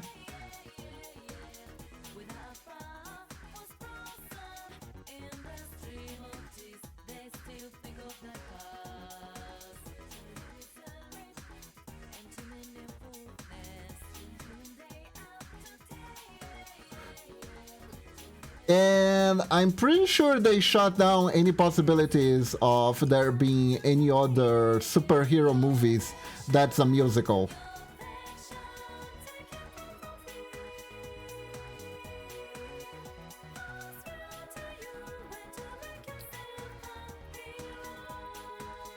Did you guys know that the movie is a musical, by the way?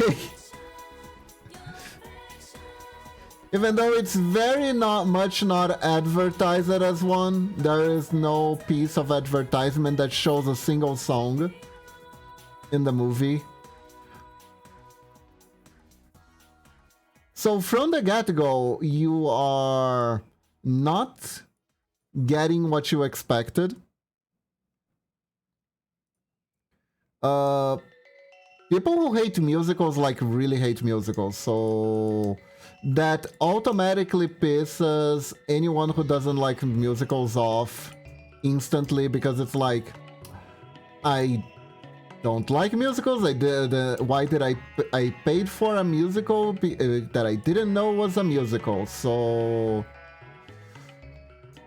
yeah.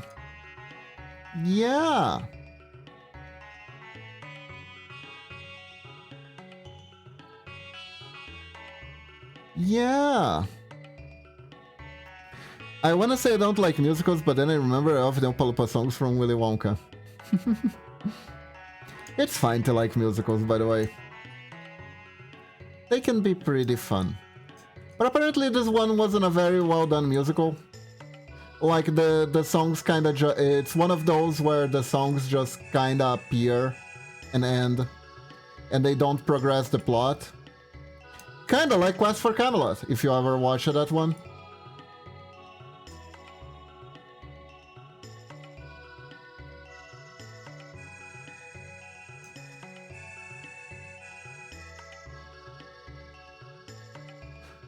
You know, one of these days when I am feeling not a whole lot of love for myself, I'm gonna play the game of Quest for Camelot. It's on the Switch. It is a terrible, terrible game. Absolutely hideous. It's like the worst Zelda clone that was ever made. And it's kind of hilarious because of it.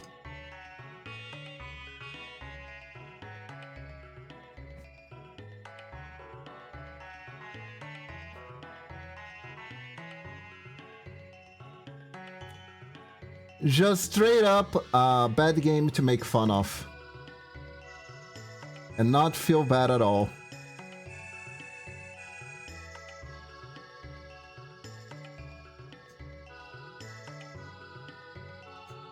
Because at the end of the day, the person doing that probably just wanted to cash their check and go home. And they did cash their check and went home. Man. Like...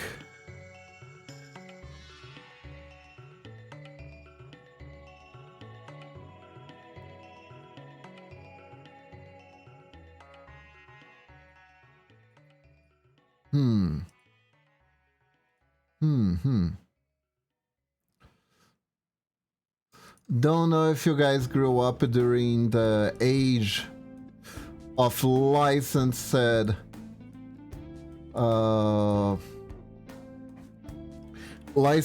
cinema movie games, but those were some interesting times. Those games were awful. There's a YouTuber who basically built their whole brand on getting mad at these games. Guy call it Angry Joe.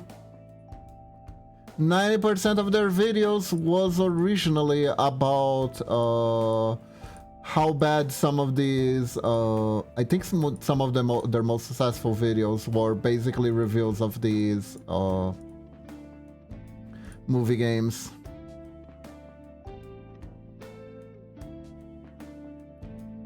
I mean, yeah.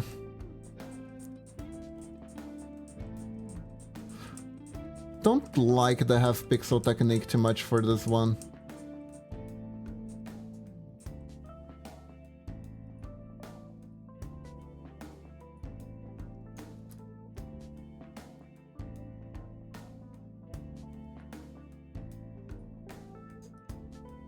Let's me think. I can make more resting pose here. Can put the whole foot on the ground.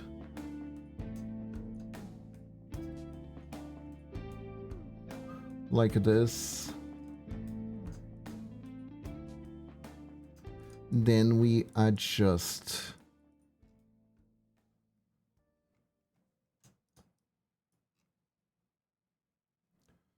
Just the whole shebang.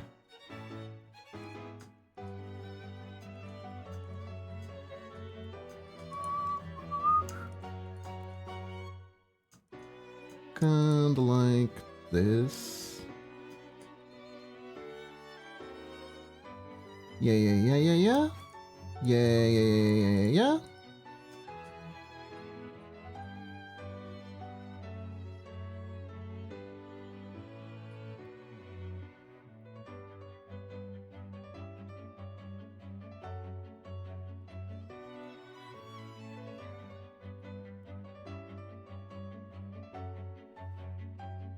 And then just have to do this.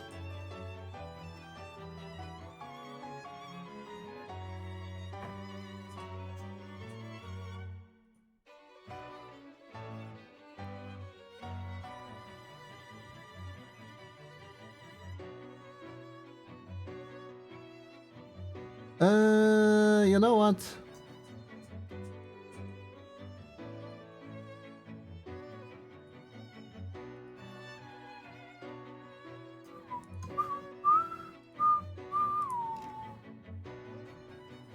You know what?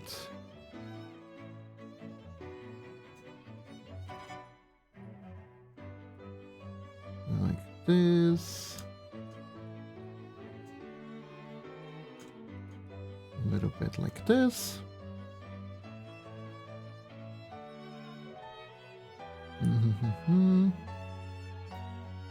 And go. There we go.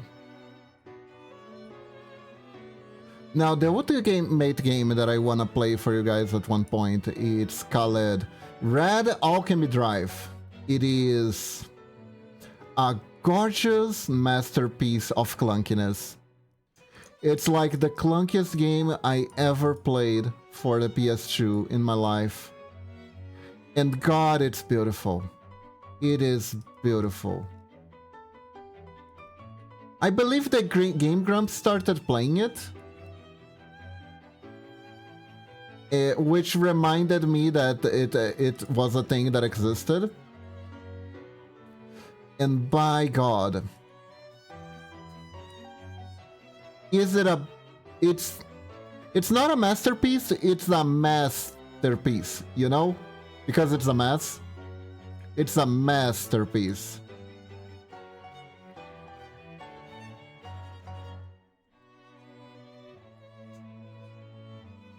And I love it. I love it. Basically, it has a really cool concept. FYI, it has a really cool concept, right? So essentially, it's a mecha anime in video game form, where you are heir to how do you say, bankrupt industry. Yes, to a bankrupt industry, because your father spent all your inheritance money into making giant robots that didn't seem to serve any purpose. But then the invader appears. Apparently your father knew all along that there were cybernetic robotic aliens from another universe that would be invulnerable against all types of weapon. But he left to you the Earth's last hope, your very own giant robot that can be controlled through a PS2 controller. No, really. You control it through a remote control. You don't actually pilot it. It's kind of like controlling a drone, but it's a giant robot, which is part of the gameplay, by the way. You control the robot through a controller, which mimics the layout, the layout of your video game controller, and here's the neat part: you also control your character. You, a tiny human, have to be running around the giant robots fighting each other in order to find a good view so you can control your robot. Which means, if you position yourself poorly, you'll be in mortal danger. And when you get hit, it's blood everywhere. Like, it's so graphic and you just fly. It's so funny.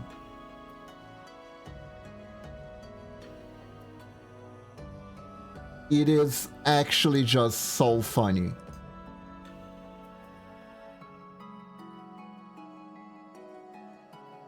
The game has like a very generic, serious mecha story, and you're not sure if you are supposed to take it serious or not, because it has all the mecha anime bullshit naming conventions. And you have a Japanese German doctor who talks like this. I am very German. I have a very German accent, or maybe it's Russian. We're not sure. The fucking voice actor sure wasn't, and I'm not sure either. The voice acting is genius. It's awful in the best way possible. Everything is clunky and it comes together to generate an amazing masterpiece. The control schemes are incredible. They are just absolutely unbelievable. You can you control your punches with the analog stick of your controller. So in order to throw a punch, you have to flip the controller back, the arm controller back, so your robot moves the arm back, and then you have to throw it forward so it actually throws a punch. You can do karate chops with it. You can do so many weird stuff with the controller. And you move forward and backward using a button for each leg.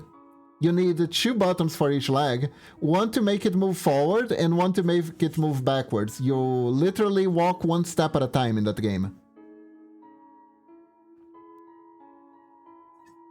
which is absolutely fascinating.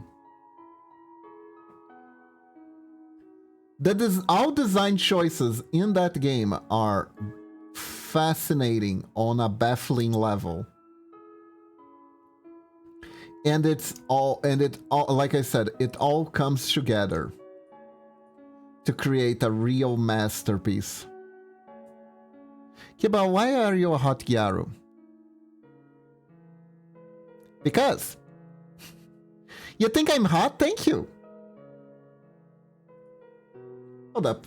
I forgot I was chewing gun. It's my Gyaru no Jutsu. If you like, I can be a hot ninja instead.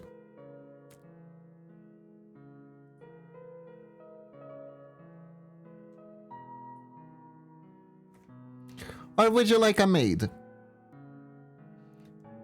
Would you like to be my Goshujin-sama?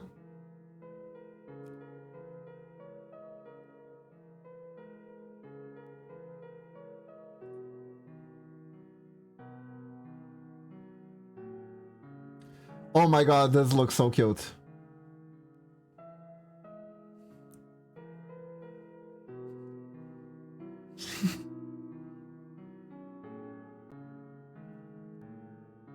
I'm a ninja, I can flip genders and I can use disguises. Doesn't that make sense now? Hmm? Oh, I know.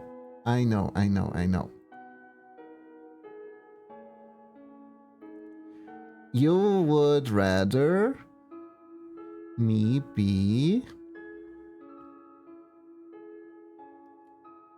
a... Makes sense, I guess. Guy maid. Is that better?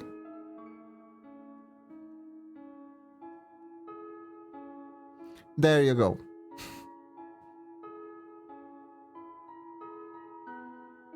See, it does make perfect sense. Also, I'm pretty sure I still have the reading for changing genders. It's more hard now, I guess. Thank you.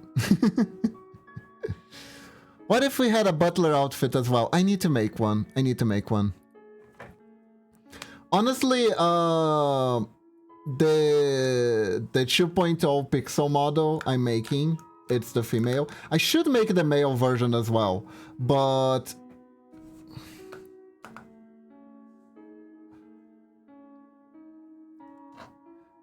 I don't know, making the female version was so hard. And usually people like the female version better anyways.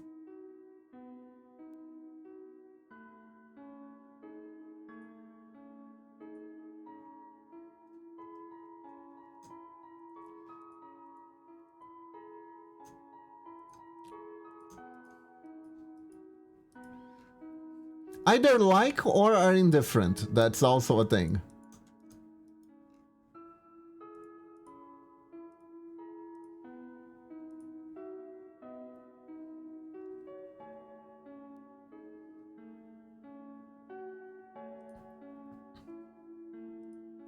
Ah, thank you, Lunatic.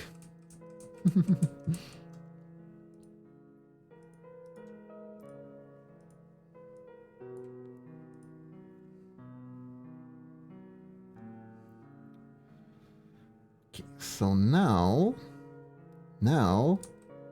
we need to create some extra room here.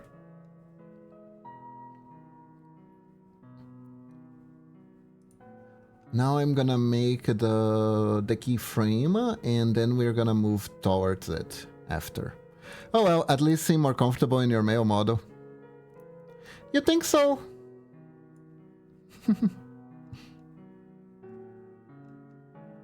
Honestly, I am okay with both. I am okay with both. The only difference between the female model and the male model for me is how Twitch rules seem to apply differently, essentially.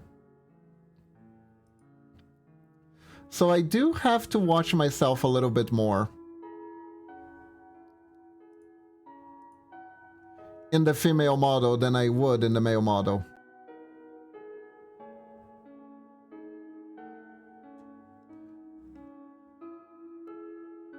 Like, if I make a shirtless male model, I'm pretty sure I'm completely fine. But if I make a shirtless female model, that's against the rules.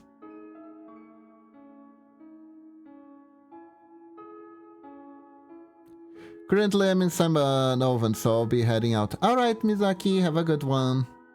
Male model Twitch gives no shits. That's true, that's true.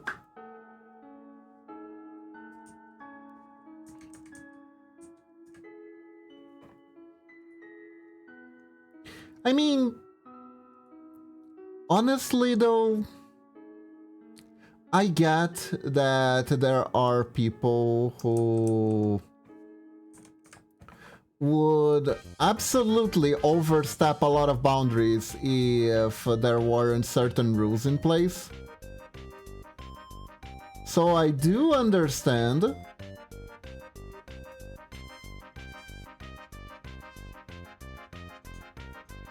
But also it's a little bit unfortunate. It's a little bit unfortunate. I need to go pee. BRB. BRB.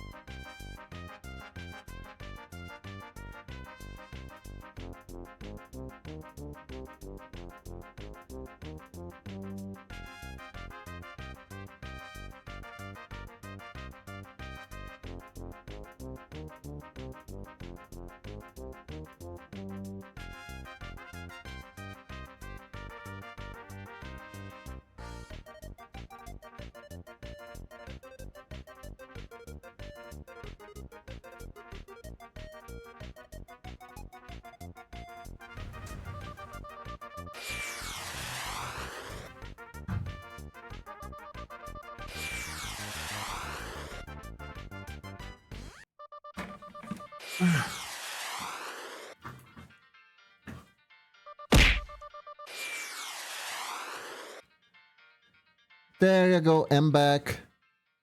Remember the time when nudity was allowed on Twitch? That was wild. It was. It was very wild.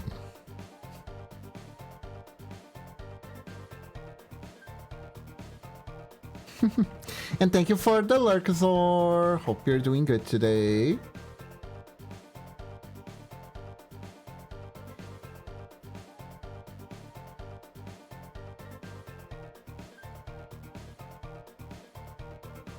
Let me think here.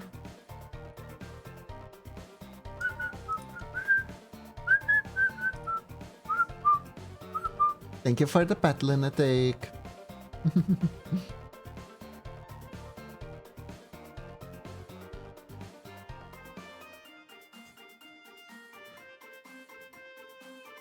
But yeah, like...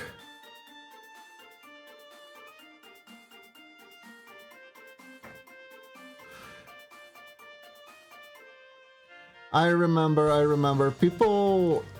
Because here's the problem, right? Let's be real. It is absolutely a very competitive market, being a streamer, right? Not a whole lot of people float to the top, etc, etc, etc. And people want a guarantee of success, right? So it does come down to, okay, so what do I do that common sense says will make me very successful? Or even my personal experience with gardening attention. And turns out being butt naked seems to work very well for a horny audience.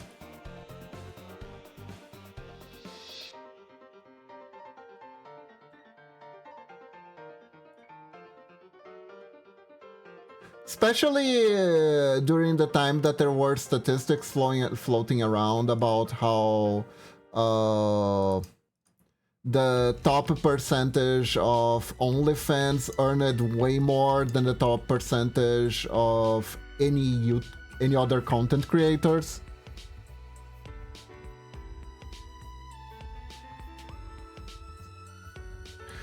Honestly, I have a commission to work on that has very, very mild nudity. And I could be working on it on stream if people didn't overstep the boundaries. That one time that Twitch allowed nudity.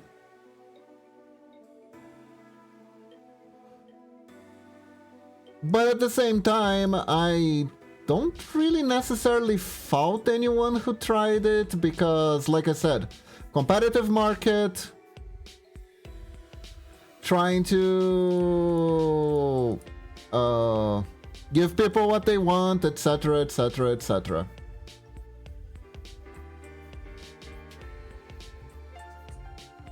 Honestly, it was pretty funny. Not gonna lie, it was pretty funny.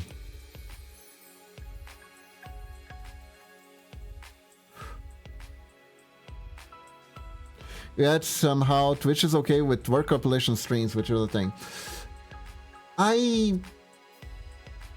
Okay, so here's the thing.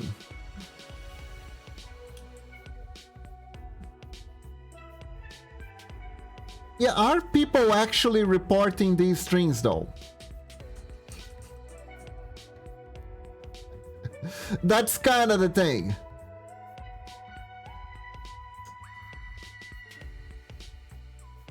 How often is that report button being used for selfless reasons?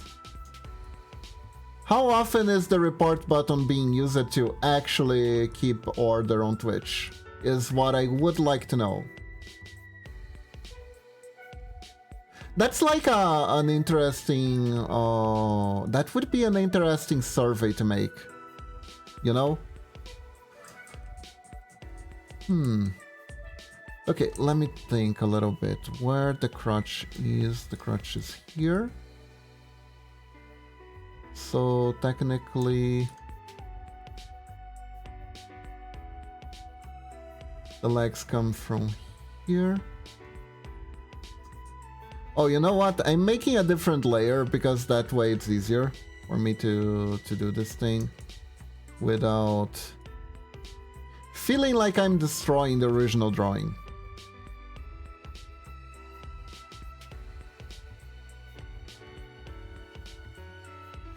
How often people report actual rule violations compared to report because they don't like someone? Yeah. Because I feel like people are way more likely to... First of all, I don't feel like people are likely to report a streamer they like at all. Right? I could be wrong. But if I say something by accident here, and everyone watching likes me, you are way more likely to let it slide and be like a mistake. Maybe you call me out or something, and I apologize for it, right? And that's the end of that. Rather than you actually going through the trouble of pressing the report button and reporting me, right? And I'm using myself just as an example. It feels way more likely that someone would report you based on whether you like it or not, because on them not liking you, rather than your violation of the rules actually offended someone. Because, like, let's be real. Okay, guys, you can tell me during that time when nudity was allowed, who actually had the trouble, went to the trouble of reporting the one VTuber who was straight up drawing furry dongs on stream? I didn't. I saw him on my page and I was like, ah, that's weird. I didn't report it, I just thought it was weird.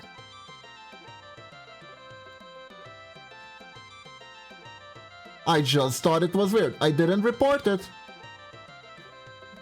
Was it my civic duty on Twitch to report the guy because he was straight up doing furry genitalia, which was probably against the new nudity? Hell no. Most people don't even know what the rules are.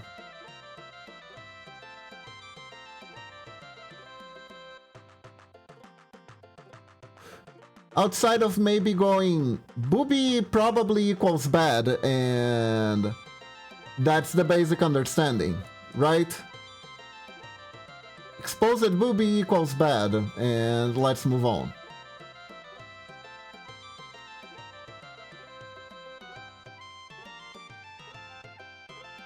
Huh, that's weird, moves on.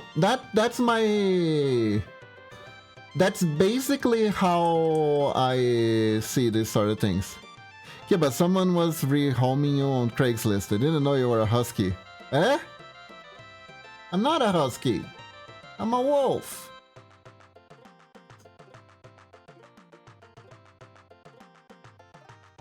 So there... Which also reminds me that there have been a lot of complaints that Twitch has been really strict with rules, specifically for VTubers, while other IRL streamers continue to get away with a lot of stuff. And personally, I just think that there is a group of people who doesn't like VTubers very much, and they are reporting VTubers. And Twitch probably only does something, especially since it's not automated. The system's not automated. So since there are like humongous amount of streamers around, Twitch probably only does something when there only investigates violations when there are reports.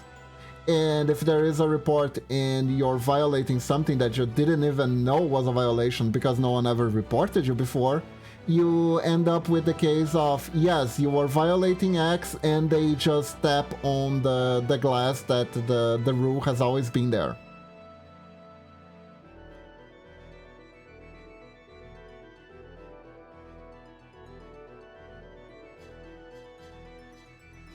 So, yeah.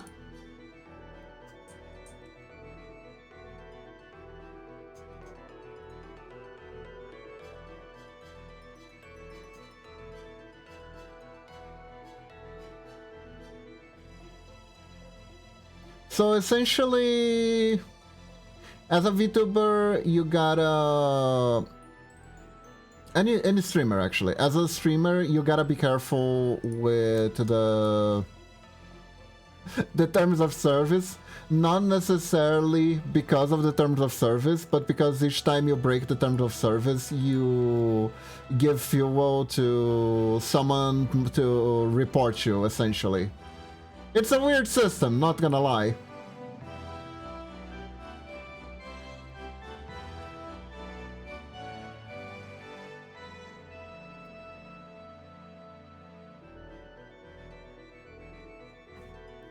I'm pretty sure there's a thing that is more like a shame or embarrassment to liking VTubers or something like that. Don't remember exactly. Huh.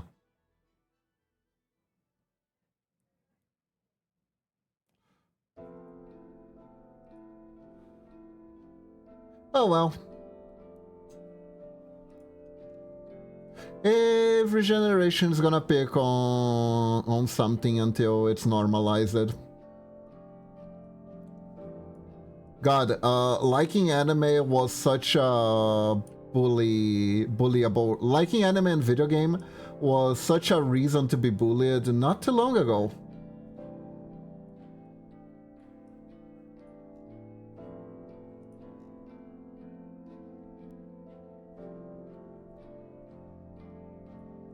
And now it's pretty much the norm.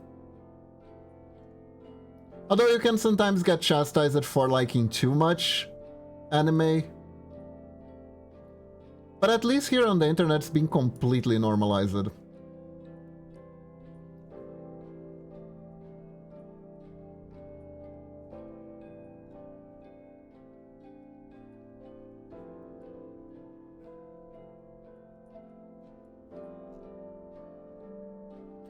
So, yeah. Hope you guys don't get bullied for liking me, though.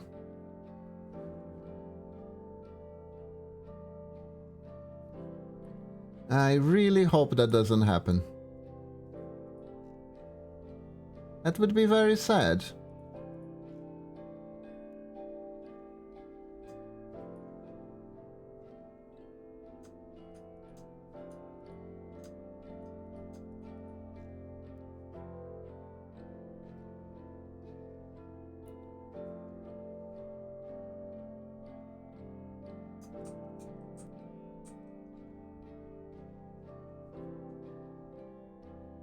Don't remember exactly. See.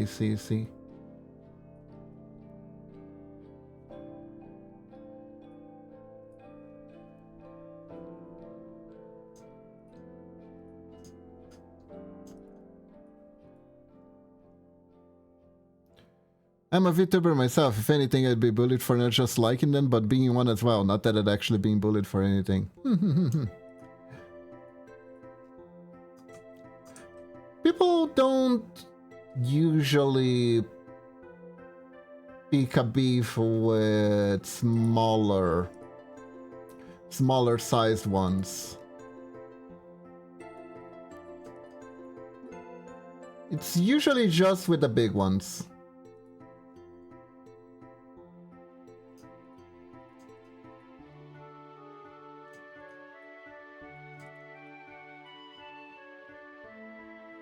Most of the time you can get away with a lot by being under the radar. That is a thing I learned growing up. Which, my understanding is not very healthy. But here we are.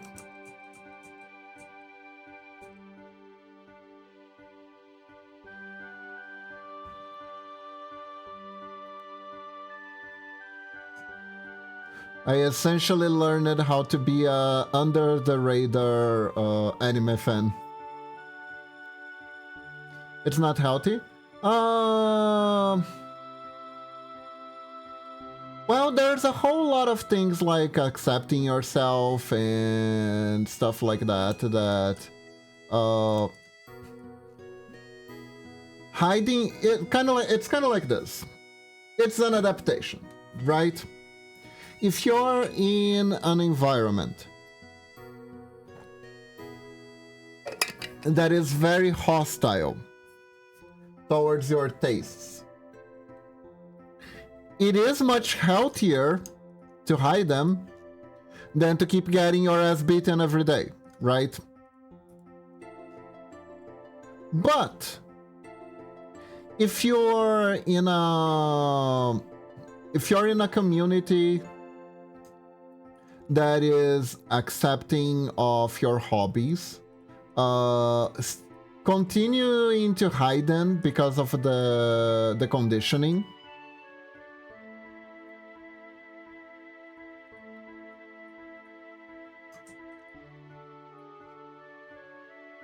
will not be healthy.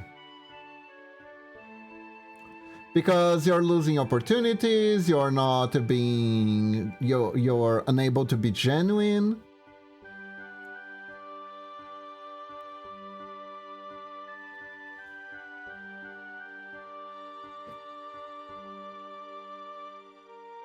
Stuff like that, stuff like that. Let me see if I can get a position of Ranma kicking so I can have an idea.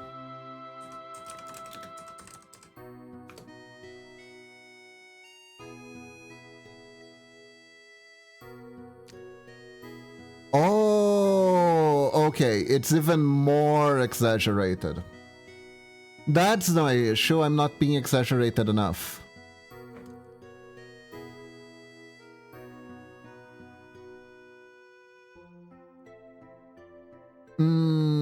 Okay. Okay. Man, the lady knew how to draw some high kicks, gotta say. Gotta say. Let's see.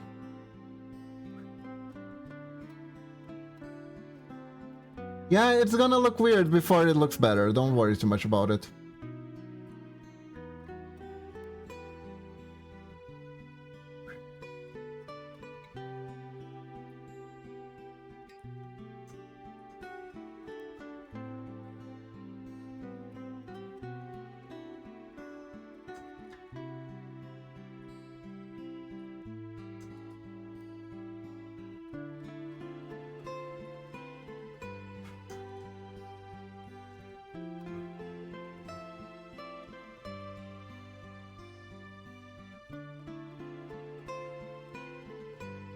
Yeah, I don't even know if this foot is accurate or not.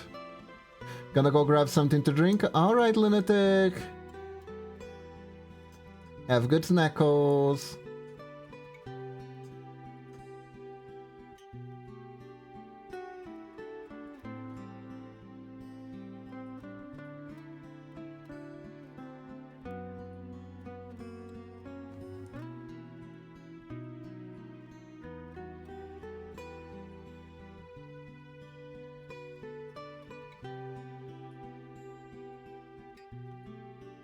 God. I just unlocked a core memory.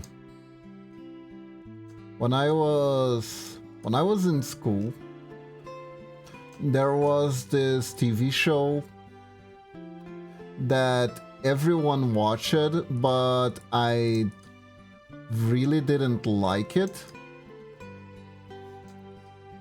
And someone actually came up to me trying to talk about the show, and I told them I didn't watch the show.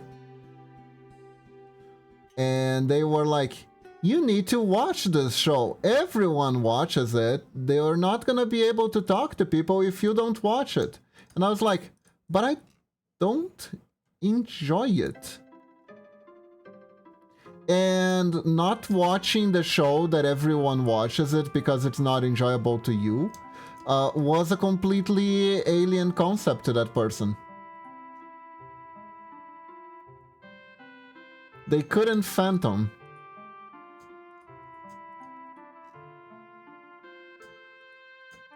not doing something that was popular because it wasn't something you liked. It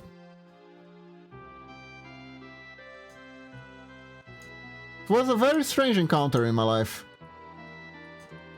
Milk has been grabbed? That's nice, Lunatic. That is nice.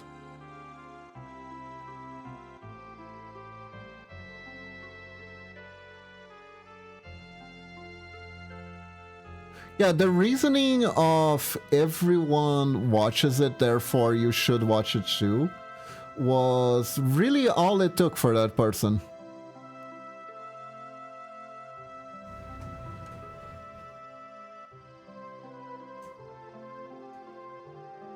Whoop, hold up.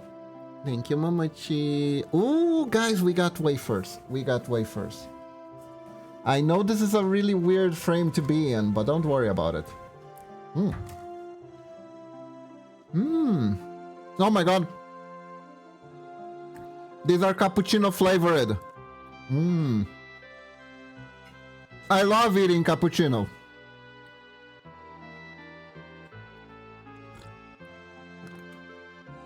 I like eating cappuccino more than I like drinking cappuccino.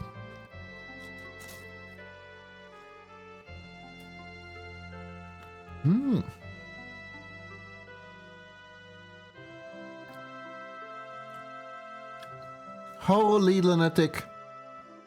It's cause you're here all the time.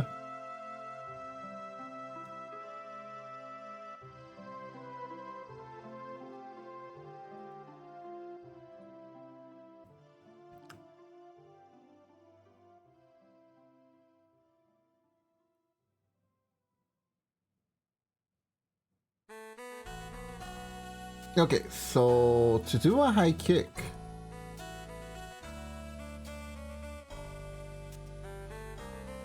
character usually leans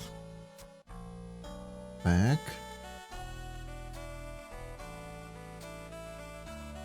dedicated viewer. You are. I am amazed at how long you've been following me.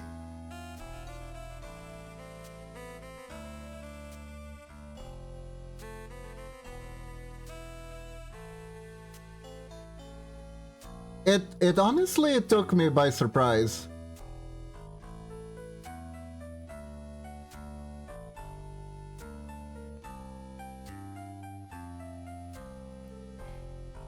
Barely missed any streams as well. Yeah. I'll be real, first time around, I've met you. I didn't really knew that if you were going to watch me at all or not.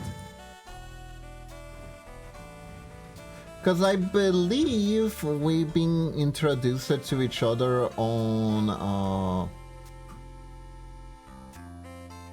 Scarlet stream back when he was Nana G.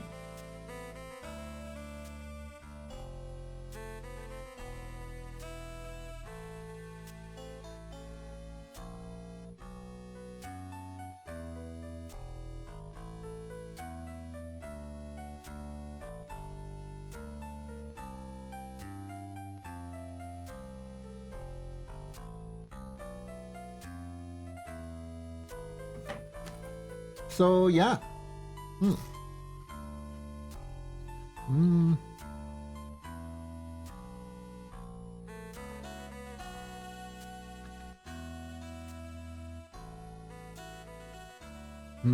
How do I draw this pose? And back then I was on the mindset I cannot focus on more than one person at a time.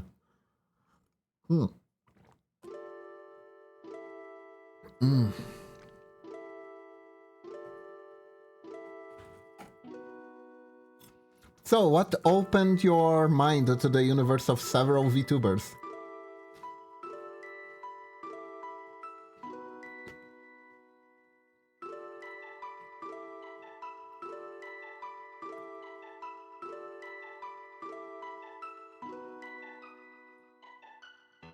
Honestly, no clue. I see. Makes sense, makes sense.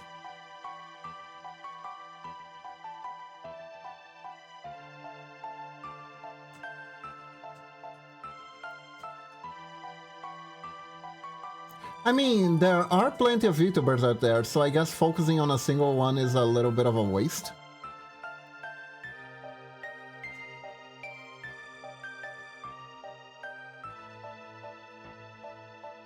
When there are so many VTubers with different personalities and different ways to entertain.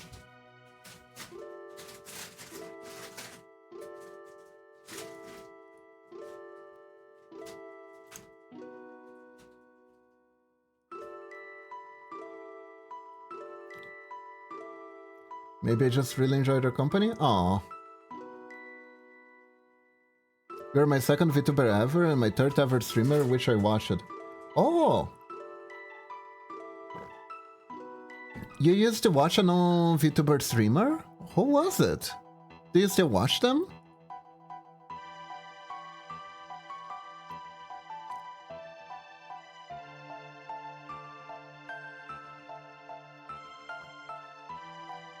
I'm curious. I mean, if you want to talk about it, of course. If you don't, for whatever reason, it's fine. Okay, let's see here. This.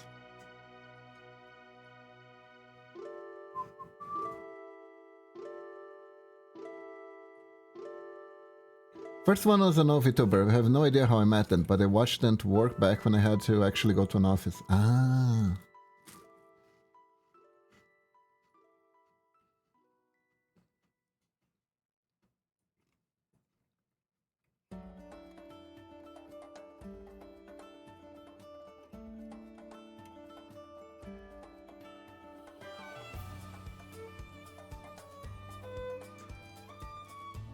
Then you found Scarlet. Age of Empire 2? Wow. I am so bad with RTS games.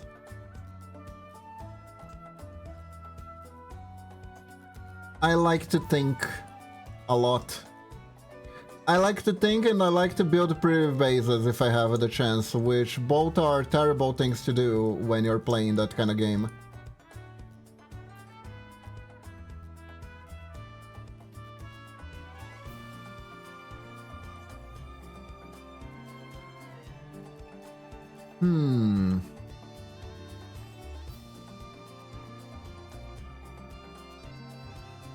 I guess you just wanted to watch something to distract yourself, and it was a reliable way to to simplify things.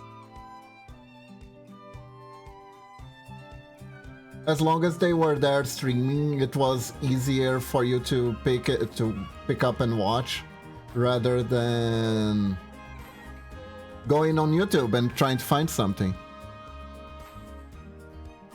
Oh, so they were streaming Risk of Rain, which is your favorite game, and then they switched it to Age of Empires, and they never came back to Risk of Rain? Did I guess it right?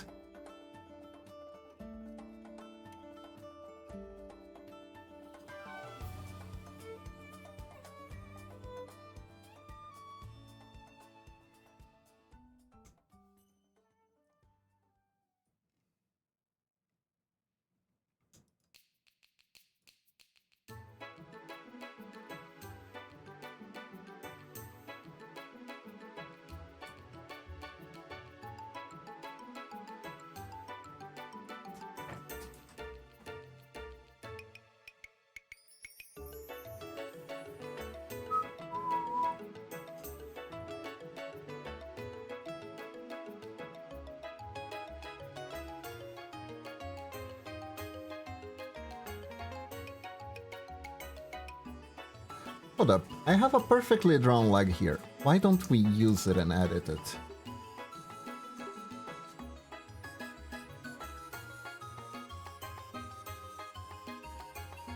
No, it was more their streaming Risk of Rain instead of the normal Age of Empire at the time. Ah, yeah. Yeah, every time I stream something that's very different from my norm, that is a little... that's something that's on the back of my mind. That's like... there are two types of viewers. The viewers who come for the games and the viewers who come for the streamer. Sometimes the viewer who comes for the game becomes a viewer who comes for the streamer. Other times they go away when the game ends. That was definitely a thing when I stream Library of Rena.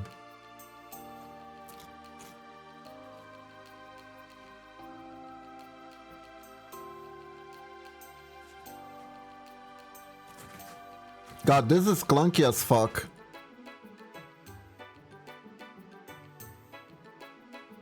Let me check my refs.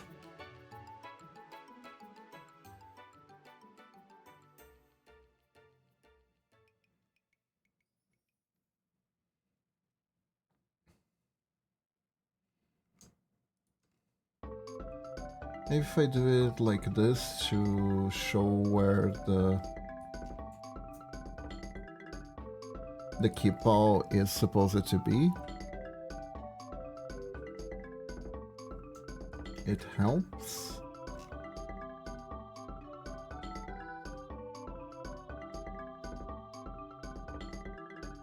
But also, which leg am I kicking with here?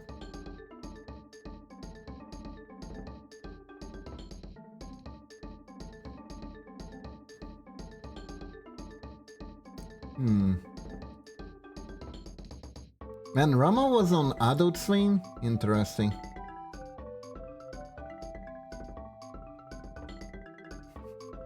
Maybe editing the... Even back then, I guess I was a person who was interested in the game, but ultimately stayed for the streamer. That's nice.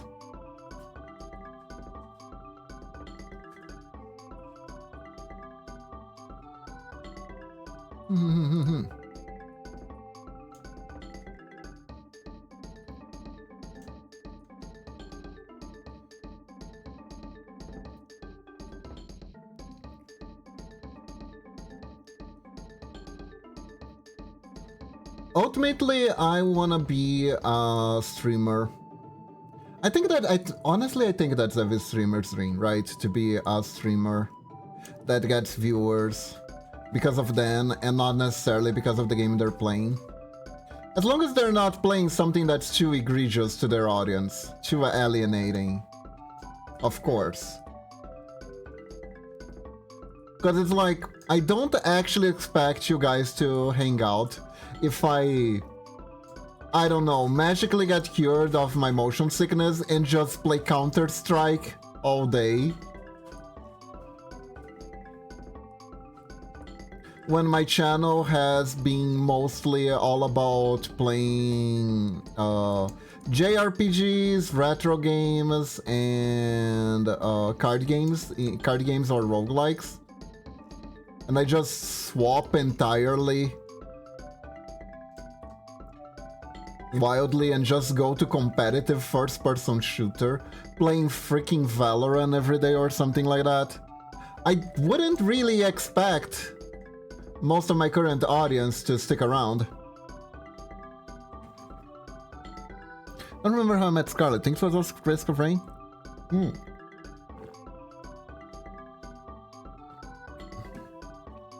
I tend to search through low viewer streamers and prefer talking to streamers themselves instead of being always lost in the hundreds. Ah, I see. Yeah.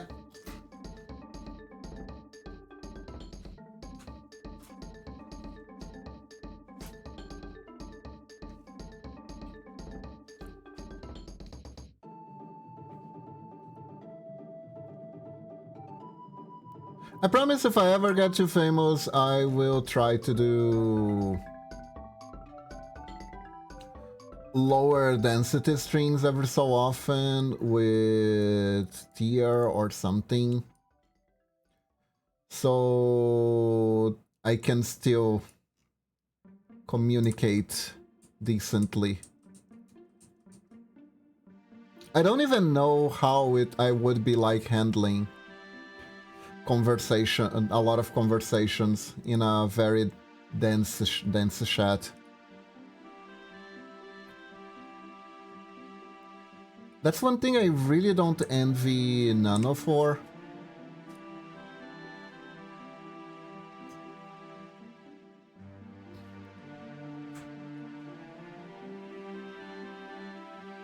Because she has a very decent viewer base right off the bat because of her drawings, the community that was built around them, etc, etc. So she didn't have the weird luxury that I have of just starting with a few people and getting to talk more calmly and getting used to streaming and stuff like that.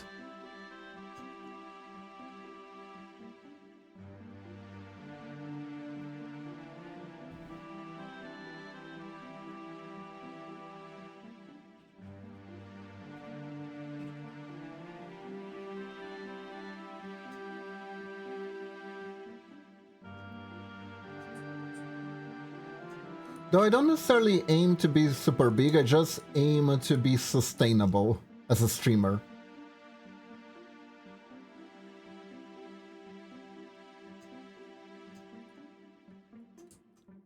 I'm not shooting for fandom. Fandom? Wait. I think I said something stupid. I'm not shooting for fandom? How do you say that? It certainly isn't fandom.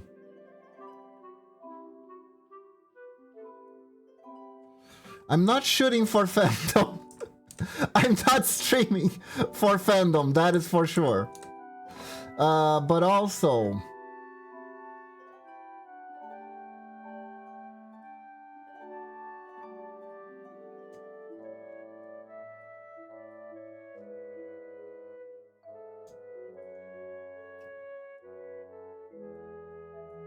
I... Get your tongue. Oi, oi, oi, oi.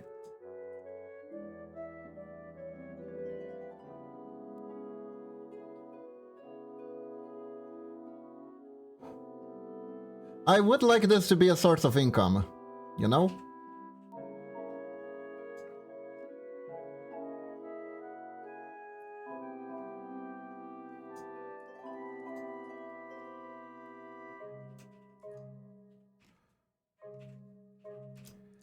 And this I don't mean just the stream. Pixel art too.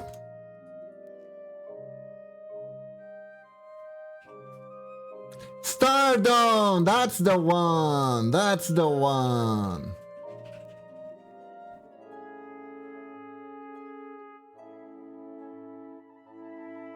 Stability and sustainability. Yes, that is my dream. Who knows? Maybe it's a very it's secretly a very how do you say ambitious dream?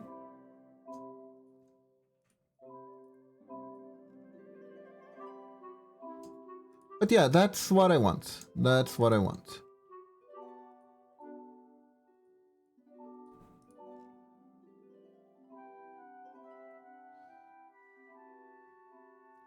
I want to be able to be here with you guys, playing games and drawing pixels, doing stuff that I like. And doing stuff that I hope adds, even if just a little bit of value.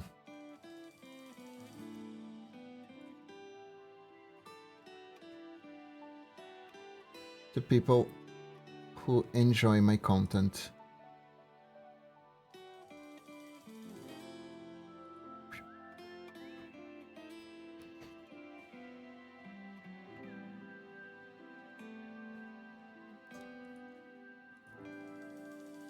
Same TBH, but I also prefer actively avoiding starting myself since I don't want to deal with the stuff that comes with it. Also, my poor brain can't keep up with 3 people in chat.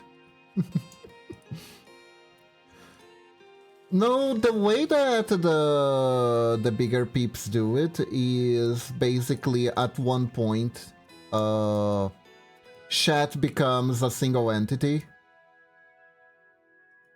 Which is why the Oshi names exist.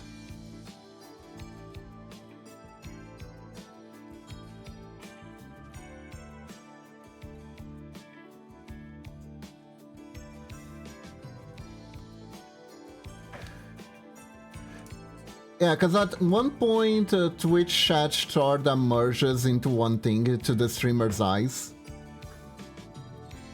I think. From my understanding.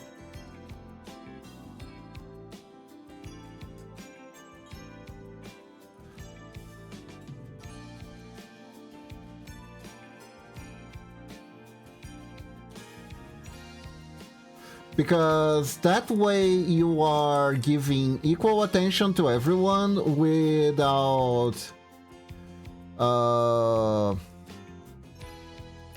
going through everything one by one.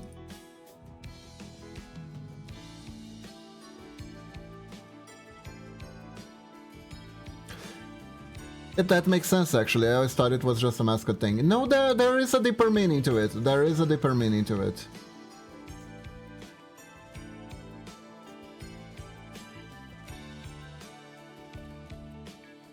When you're in the shadow of a big streamer, you're like part of a bigger crowd, you're part of a mob. If you are on Matara's stream, you are one of the momos. If you are on Melody stream, you're one of the research club. You're part of the research club. It works because it does give people who are on stream a sense of community.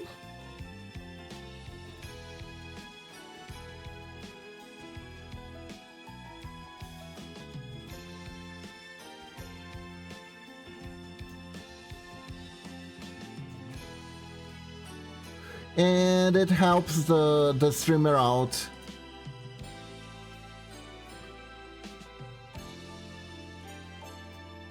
Because it makes it a little bit more manageable to the brain.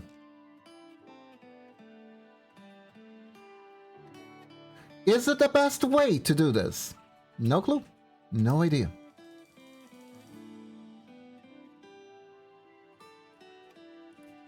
How awkward is this kick?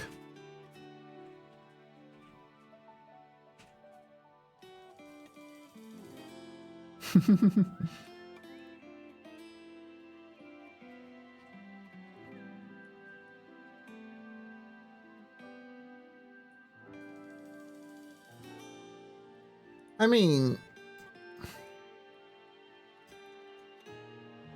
you don't have to be afraid of it. Ultimately, you decide what you do with your life, right?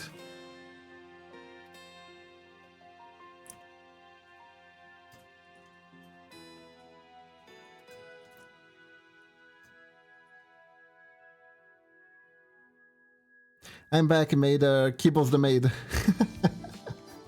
Hello, Medina. I'm trying to make a kick. I'm not sure how successful I'm being at doing a kick.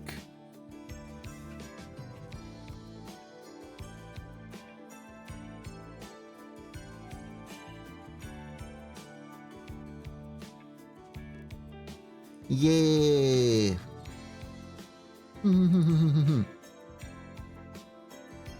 Like the ones I give Mamachi on her stream.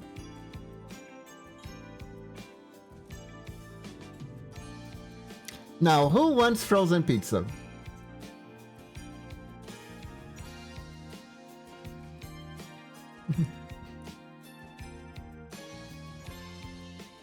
Kiba is the fandom.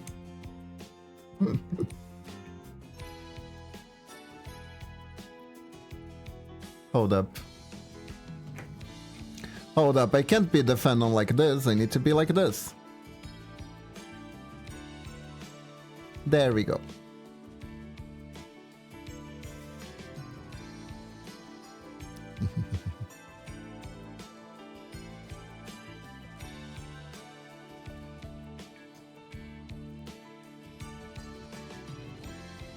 I said fandom and everyone heard fandom, and here we are, Momochi. Don't worry too much about it.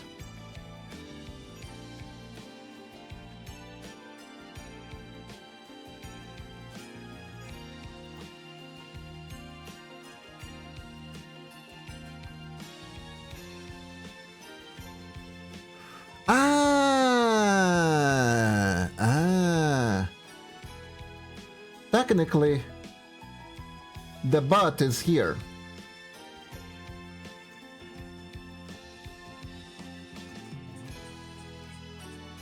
So if it looks weird, it's probably because there's no butt here.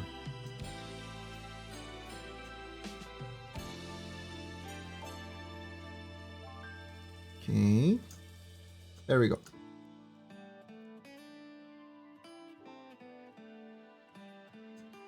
Yes, an epiphany about butts.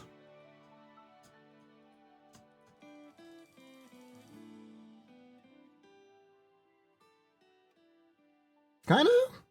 Kinda. The butt's here. Hey!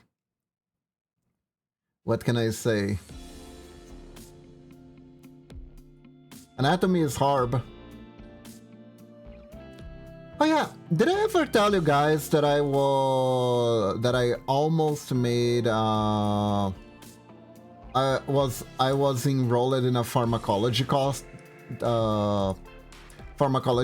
once?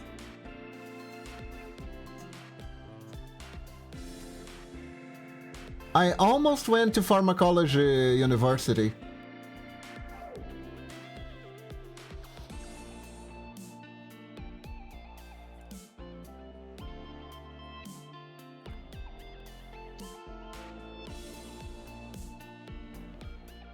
But I quit because of the anatomy class.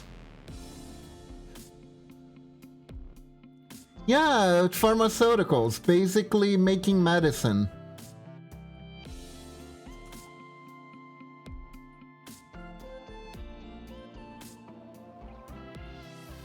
It had a lot of chemistry, and chemistry wasn't necessarily one of my strong suits.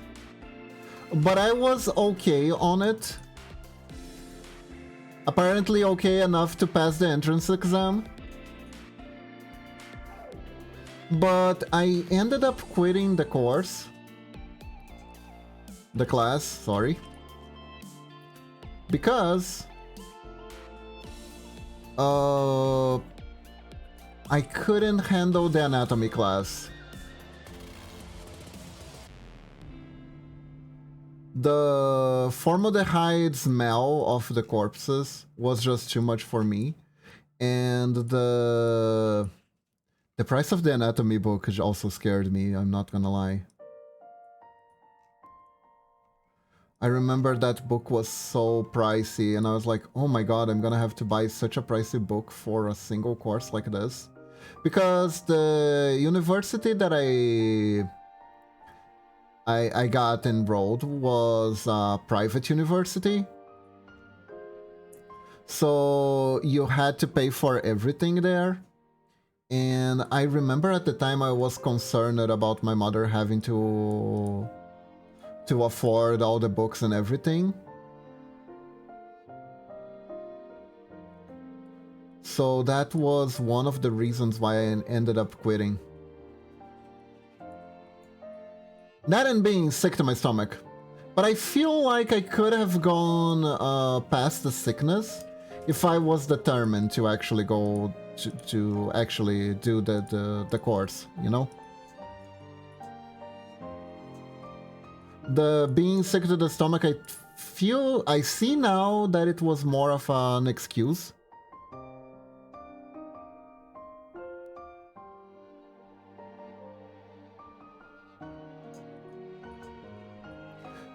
But you wanna hear something funny, chat? You wanna hear something funny? On there was a class where the teacher was teaching us about measuring the dosage for medicine, right? And I was doing the thing with the scale, and he looked at me and he was like, "Oh my god, you are so delicate while handling the medicine. You got a knack for this." So apparently I'm pretty good at mixing medicine.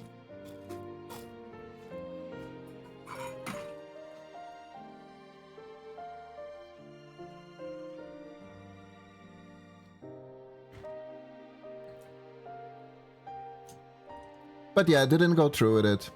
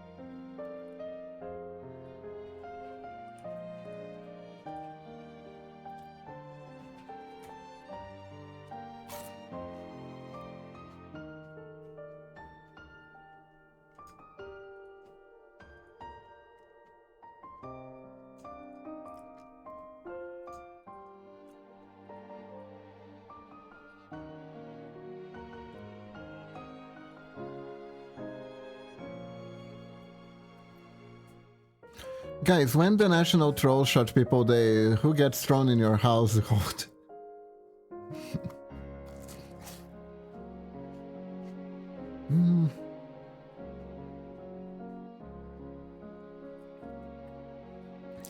I mean, the streams where you mostly lurk count, lunatic?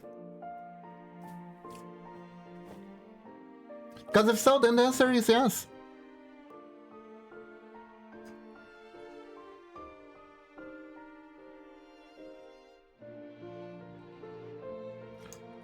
I can think that there has been a few. Probably.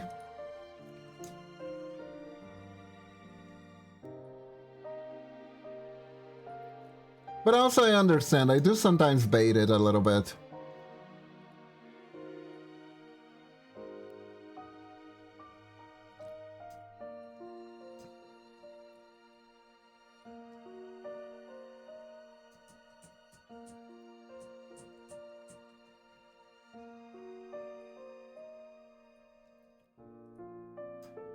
Sometimes. I feel probably, considering I've been not here 3 years, that's hilarious. Hey!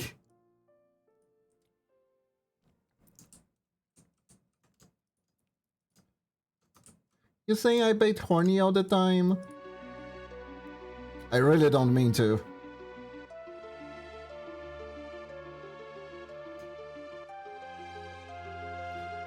Living in wind is a part of life. It is!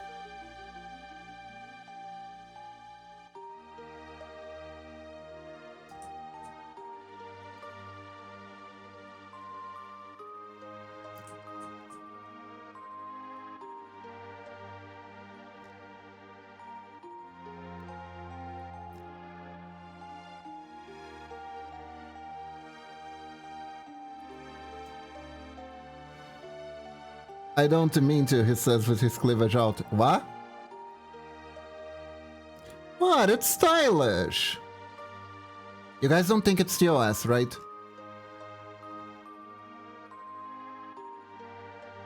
Oh, yeah! Yeah! Hold up! Stop the bus, I need to say something.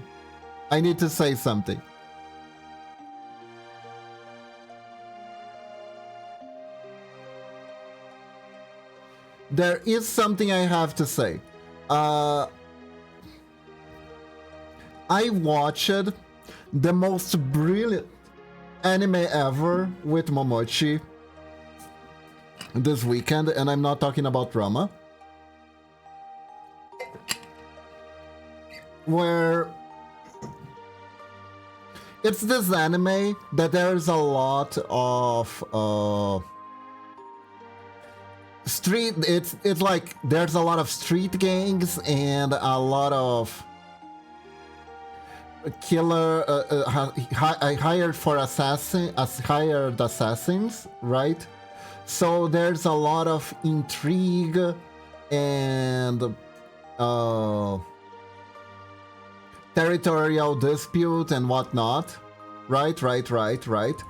But so that means that anime needs a lot of exposition, but exposition can be boring, right? How do we as a society can make sure that the proper amount of exposition is delivered for us to understand the story without it being boring? Well, this anime has answered the question the best way possible. He has delivered us the one true way to do plot exposition without it being boring. The true holy grail of doing exposition is make the exposition while having a scene of Sasbian legs. Just put Sasbian legs on every scene that has a lot of exposition. Make the Sasbians talk about all the plot points and drama intrigue while they are Sasbian lexing each other. And make sure there are multiple of them. There is this character, she is like the broker for the assassins, and she has a host club, and basically every bunny girl in the host club is her... God damn it, I can't revert to lesbian lover because they both have L at the start. Anyways. Hey Rose, welcome to the stream. Wait, you do?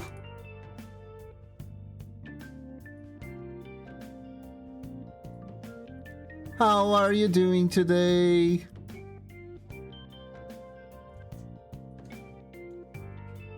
Is it the one with the necromancer?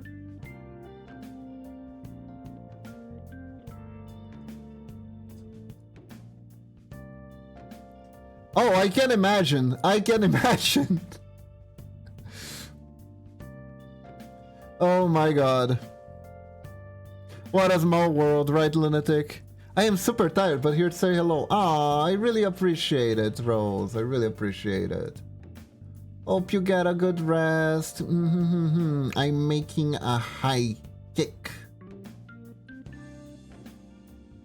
Trying to get everything in order.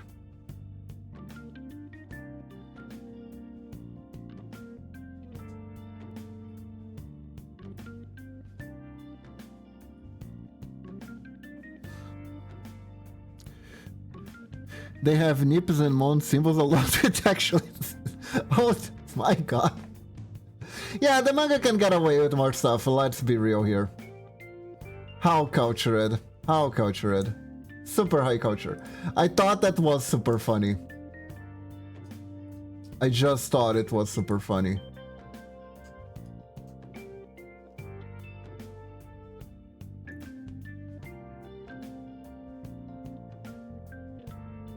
Yeah, no, I can imagine. It does come out of the blue.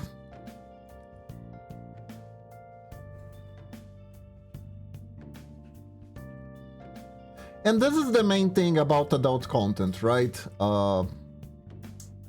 Adult content, without you expecting it, always jump scares you a bit. It's interesting, isn't it?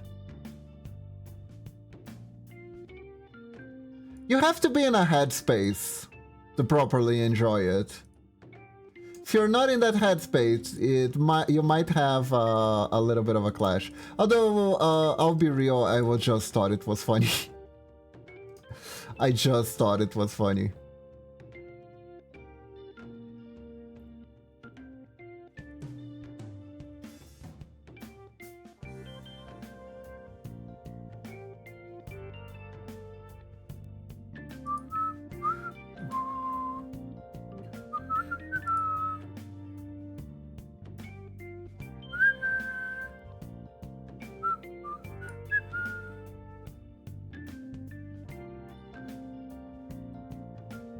To me, it was just funny.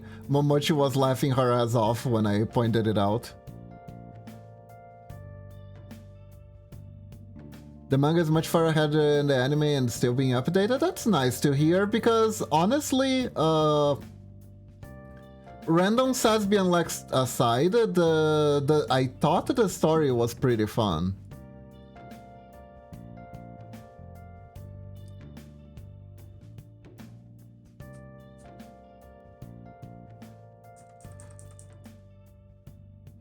And not just because of the Sasbian Lex.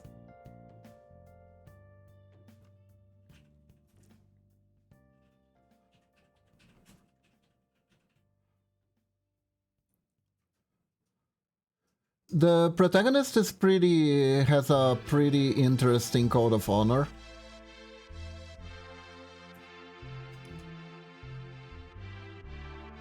And the story never really got to a point where it was boring. The author really does everything for the story to not get boring, even if it means putting Sasbian Lex at random places. Apparently, discussing politics is their foreplay. Is that woman's foreplay. I got up to date with Tower of God again. Ah, Tower of God. I have watched like 4 episodes of that in total.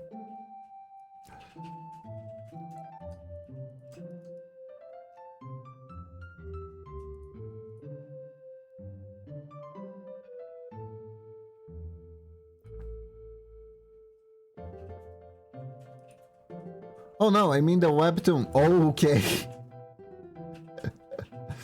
Alright. It's funny how webtoon stuff is massive. No wonder they want to make anime adaptations all the time of those.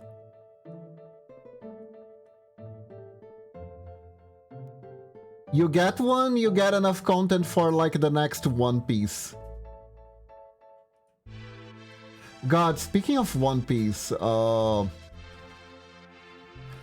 have a guy that I use it to get manga from, but recently manga here in Brazil has gotten really expensive, so I decided to not get with him anymore. The only thing I was still getting was the One Piece manga, and honestly, ever since I started streaming and because of COVID and whatnot, right? I haven't really had the time to go pick anything up. So I picked up One Piece mangas worth of like 2 years of publishing here in Brazil the other day. And I've been reading through most of it, mostly for the fact that I already paid for it.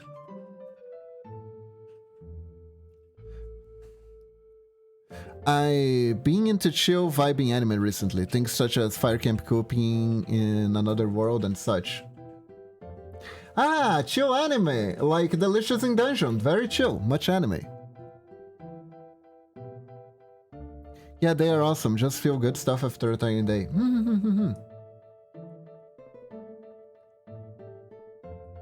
Momochi does not like those. No, Delicious in Dungeon. Very chill, very chill. Very chill story, very wholesome.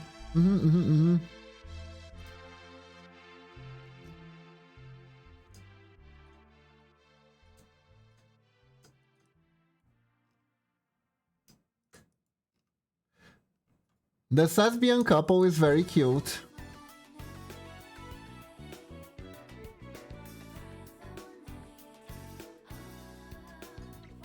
You should.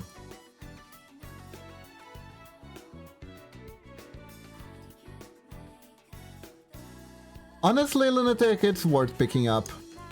It's a really good anime.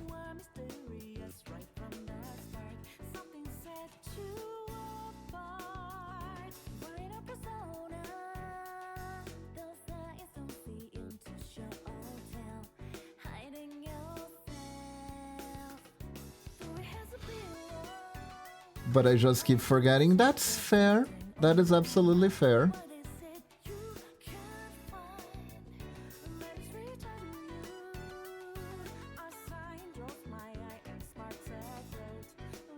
I like the Lesbian Gags fan art of Dungeon Meshi. It's very good. It's very tasteful most of the time.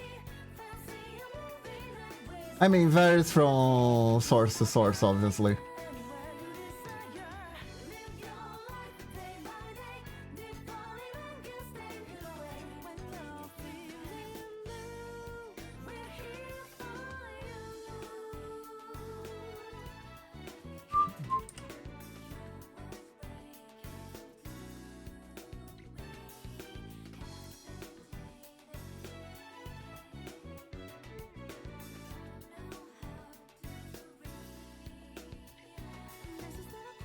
Yeah, I think...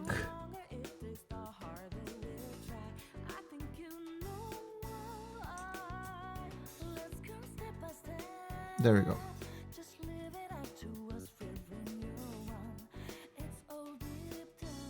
Okay, but can I list some anime and manga which I watched and read? Sure!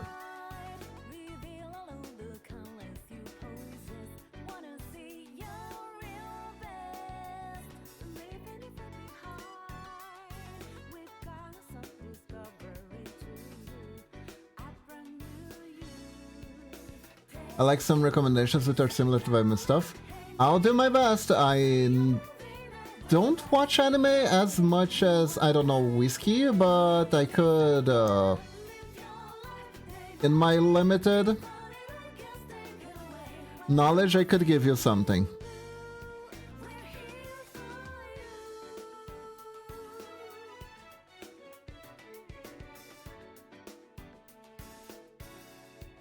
Oops.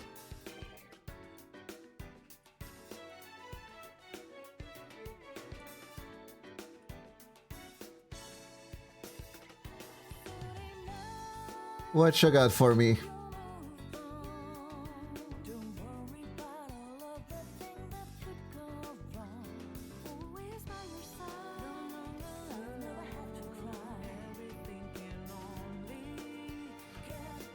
And also, have you seen Slayers? You should see Slayers, always. Slayers is always the choice of anime to watch.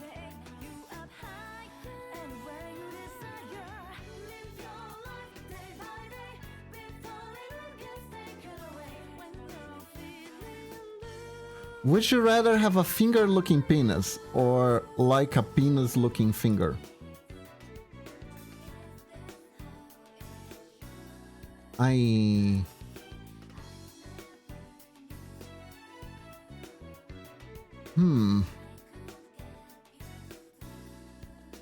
Why does that sound like something Felvayer would ask?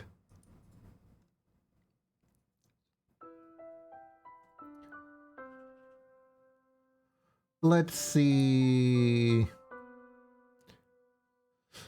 I could hide my finger-looking penis, but it would freak out someone I'm close to.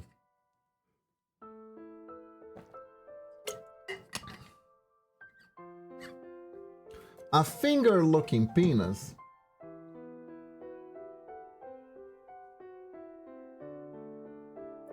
Honestly?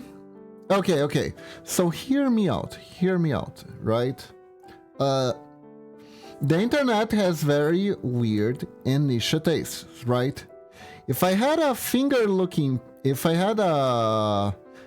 that looked like a penis, there are certain things that I could do in photo shoot with anime figures that people would pay a lot of money for.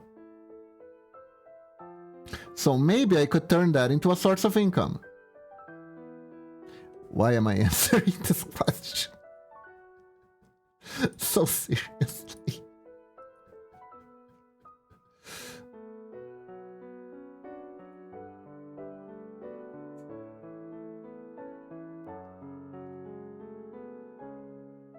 So maybe the finger that looks like a penis is the least worst of the two?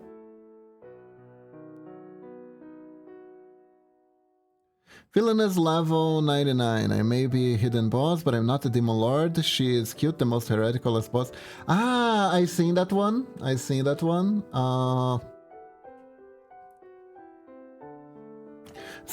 Seventh loop villainess is a good one. I seen that one too. My next life as a villain is pretty good. I think I recommend the seventh loop villainess to you before. But I will recommend it again.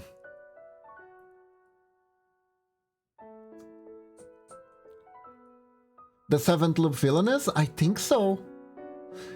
If I didn't recommend it to you, I probably talked about it.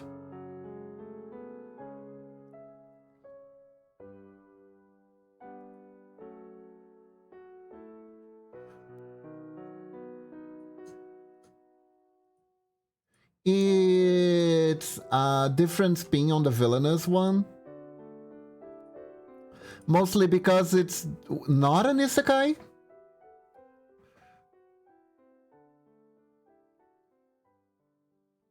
But nevertheless,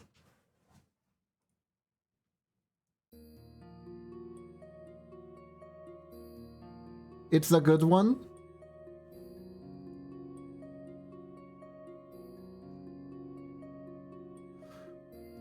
Basically, it's about a girl who was... You know what? I'm gonna let you watch it. Watch the first episode, tell me what you think. It's pretty fun.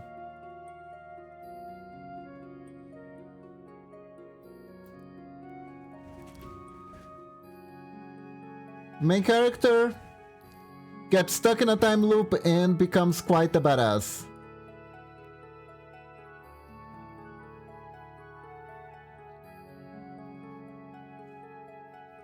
She basically makes up for her extremely sheltered upbringing with the time loops.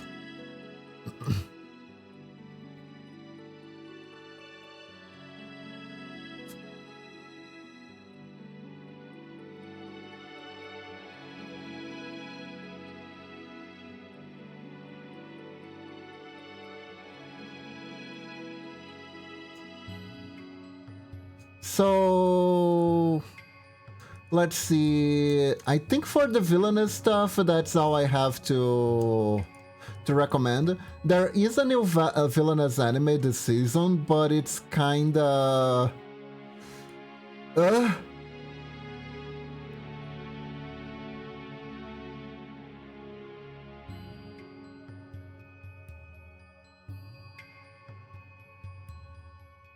It didn't really...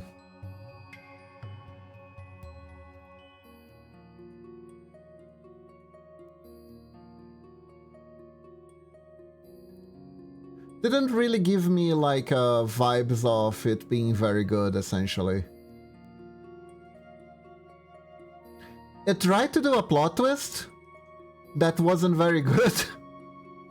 Because the plot twist is the girl who reincarnates as the villainess is excited to be the villainess. So she wants to train to be the best villainess ever. Because she hates the protagonist. She thinks the protagonist is too goody to shoe. And she's not like other girls. Oh yeah, that's why I didn't like it. It feels like the protagonist feels like not like other girls girl.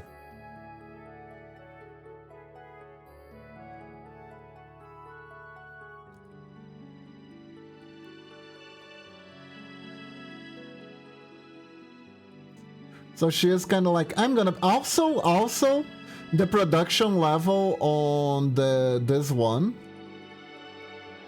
the one that I'm talking about that started the season, is so bad. It's so bad. It's unforgivable. It's unforgivable. You know how usually shoujo anime invests a lot in character designs and like making all the multicolored princes look unique and distinguishable? Yeah, we got nothing like that here. We got nothing like that here. Nope. Gonna have the most Kadokawa generic designs ever. Some of them are vibey once I watch it is By the Grace of the Gods, the Raising Kids in Another World 1, and the Saintess Who Just Wants to Make Potion. I have one for you, Lunatic. I have one for you. Hold up, I need to get the name. Just a second.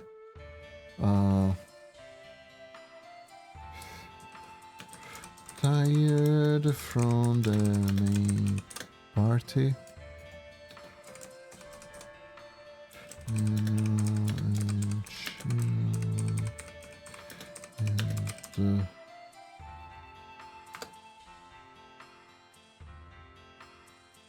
There we go. Here we go. Here's the name. Here's the name.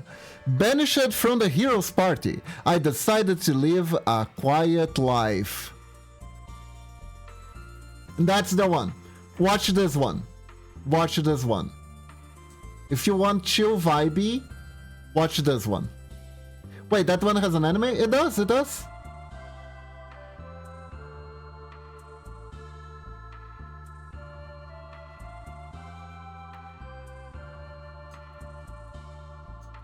Oh, well, there you go. There's an anime. Now I know you're gonna like it.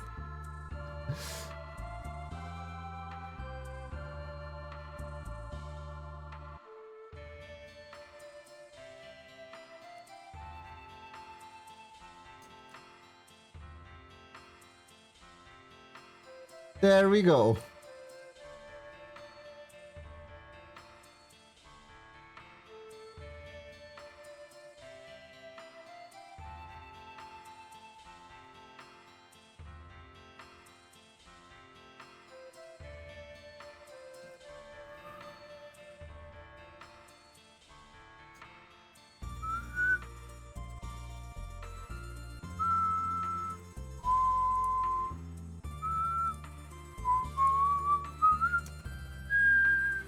I said 3, not 13. There we go.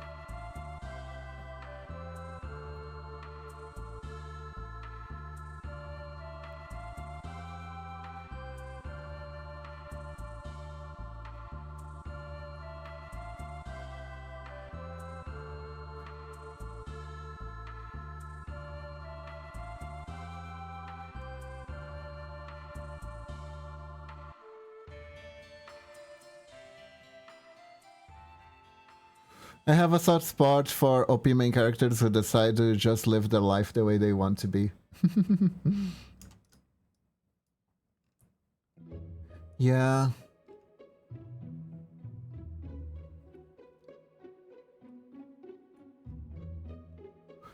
You know, I might be reading way too much into this, right? But particularly the Banished one, it almost feels to me like the author is trying to say something in particular. And something in particular is, okay, so you move it to Tokyo, you were going to get a job at a big company because that's what everyone told you that you were supposed to do. It's fine.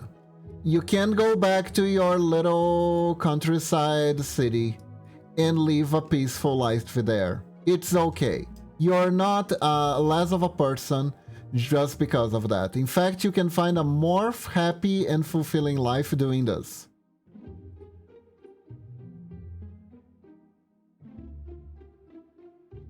Because like in Japan, There's a lot of originally there was a lot of pressure for getting fancy jobs at big companies. Otherwise, you are a waste of potential, to the point where they lack work power for more humble jobs, right? But at the same time, because of the way a job marketplace works, if everyone wants to do the same thing, the value of the job decreases, right?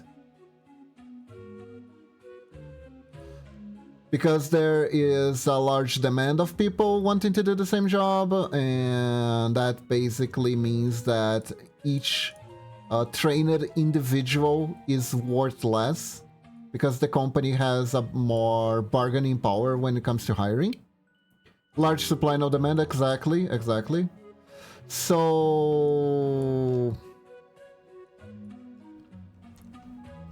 yeah.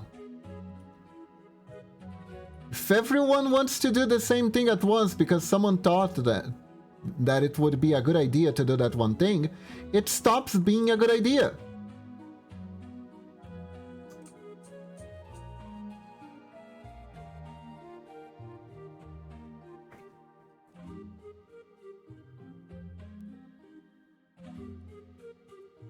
Let me see something.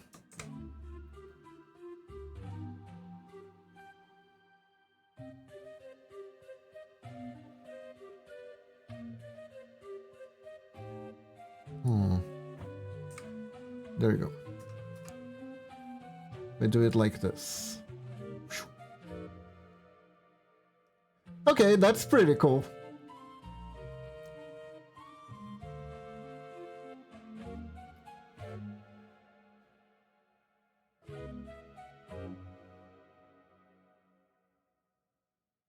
Nice kick, thank you.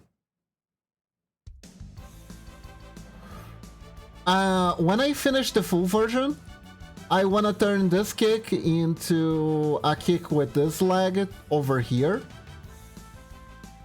that spins, and then Ranma lands and stands up again. That is my goal, but for now, that is all the time we have for today. I don't know when I'm gonna finish this animation. Maybe I'll finish next stream. Maybe I'll finish before. I have commissions, I have stuff to do, so it might take a while before you see this full, but I will post it on our social medias when I do, okay? So everyone, thank you very much for joining me today. Dema's gonna dive into a deep analysis of my mind in chat. Aww. Next time, Lunatic, next time, okay? So thank you all for joining me today. It really is my time though, so... let's see here.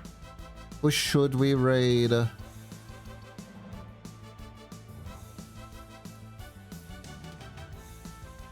Oh... let's see... Do we raid someone new who is arting? Weird, I have a bunch of people who aren't loading their previews.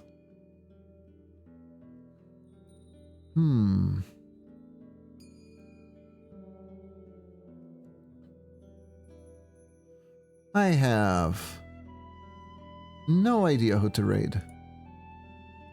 Let's see, who amongst my usual crowd of suspects streaming?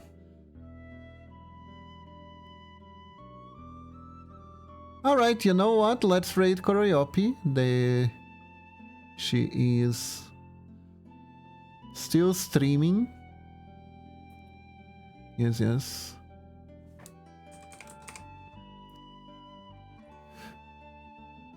Alright, everyone, have a good one. Have a wonderful day or night.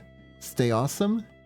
And remember, when in doubt, when you think you can't do it, focus your inner ninja And sure you can. Bye-bye, everyone. Have a good one. Bye.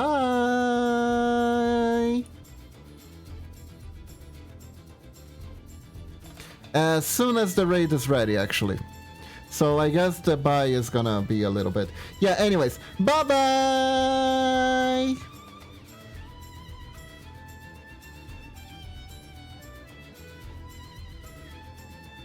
Get...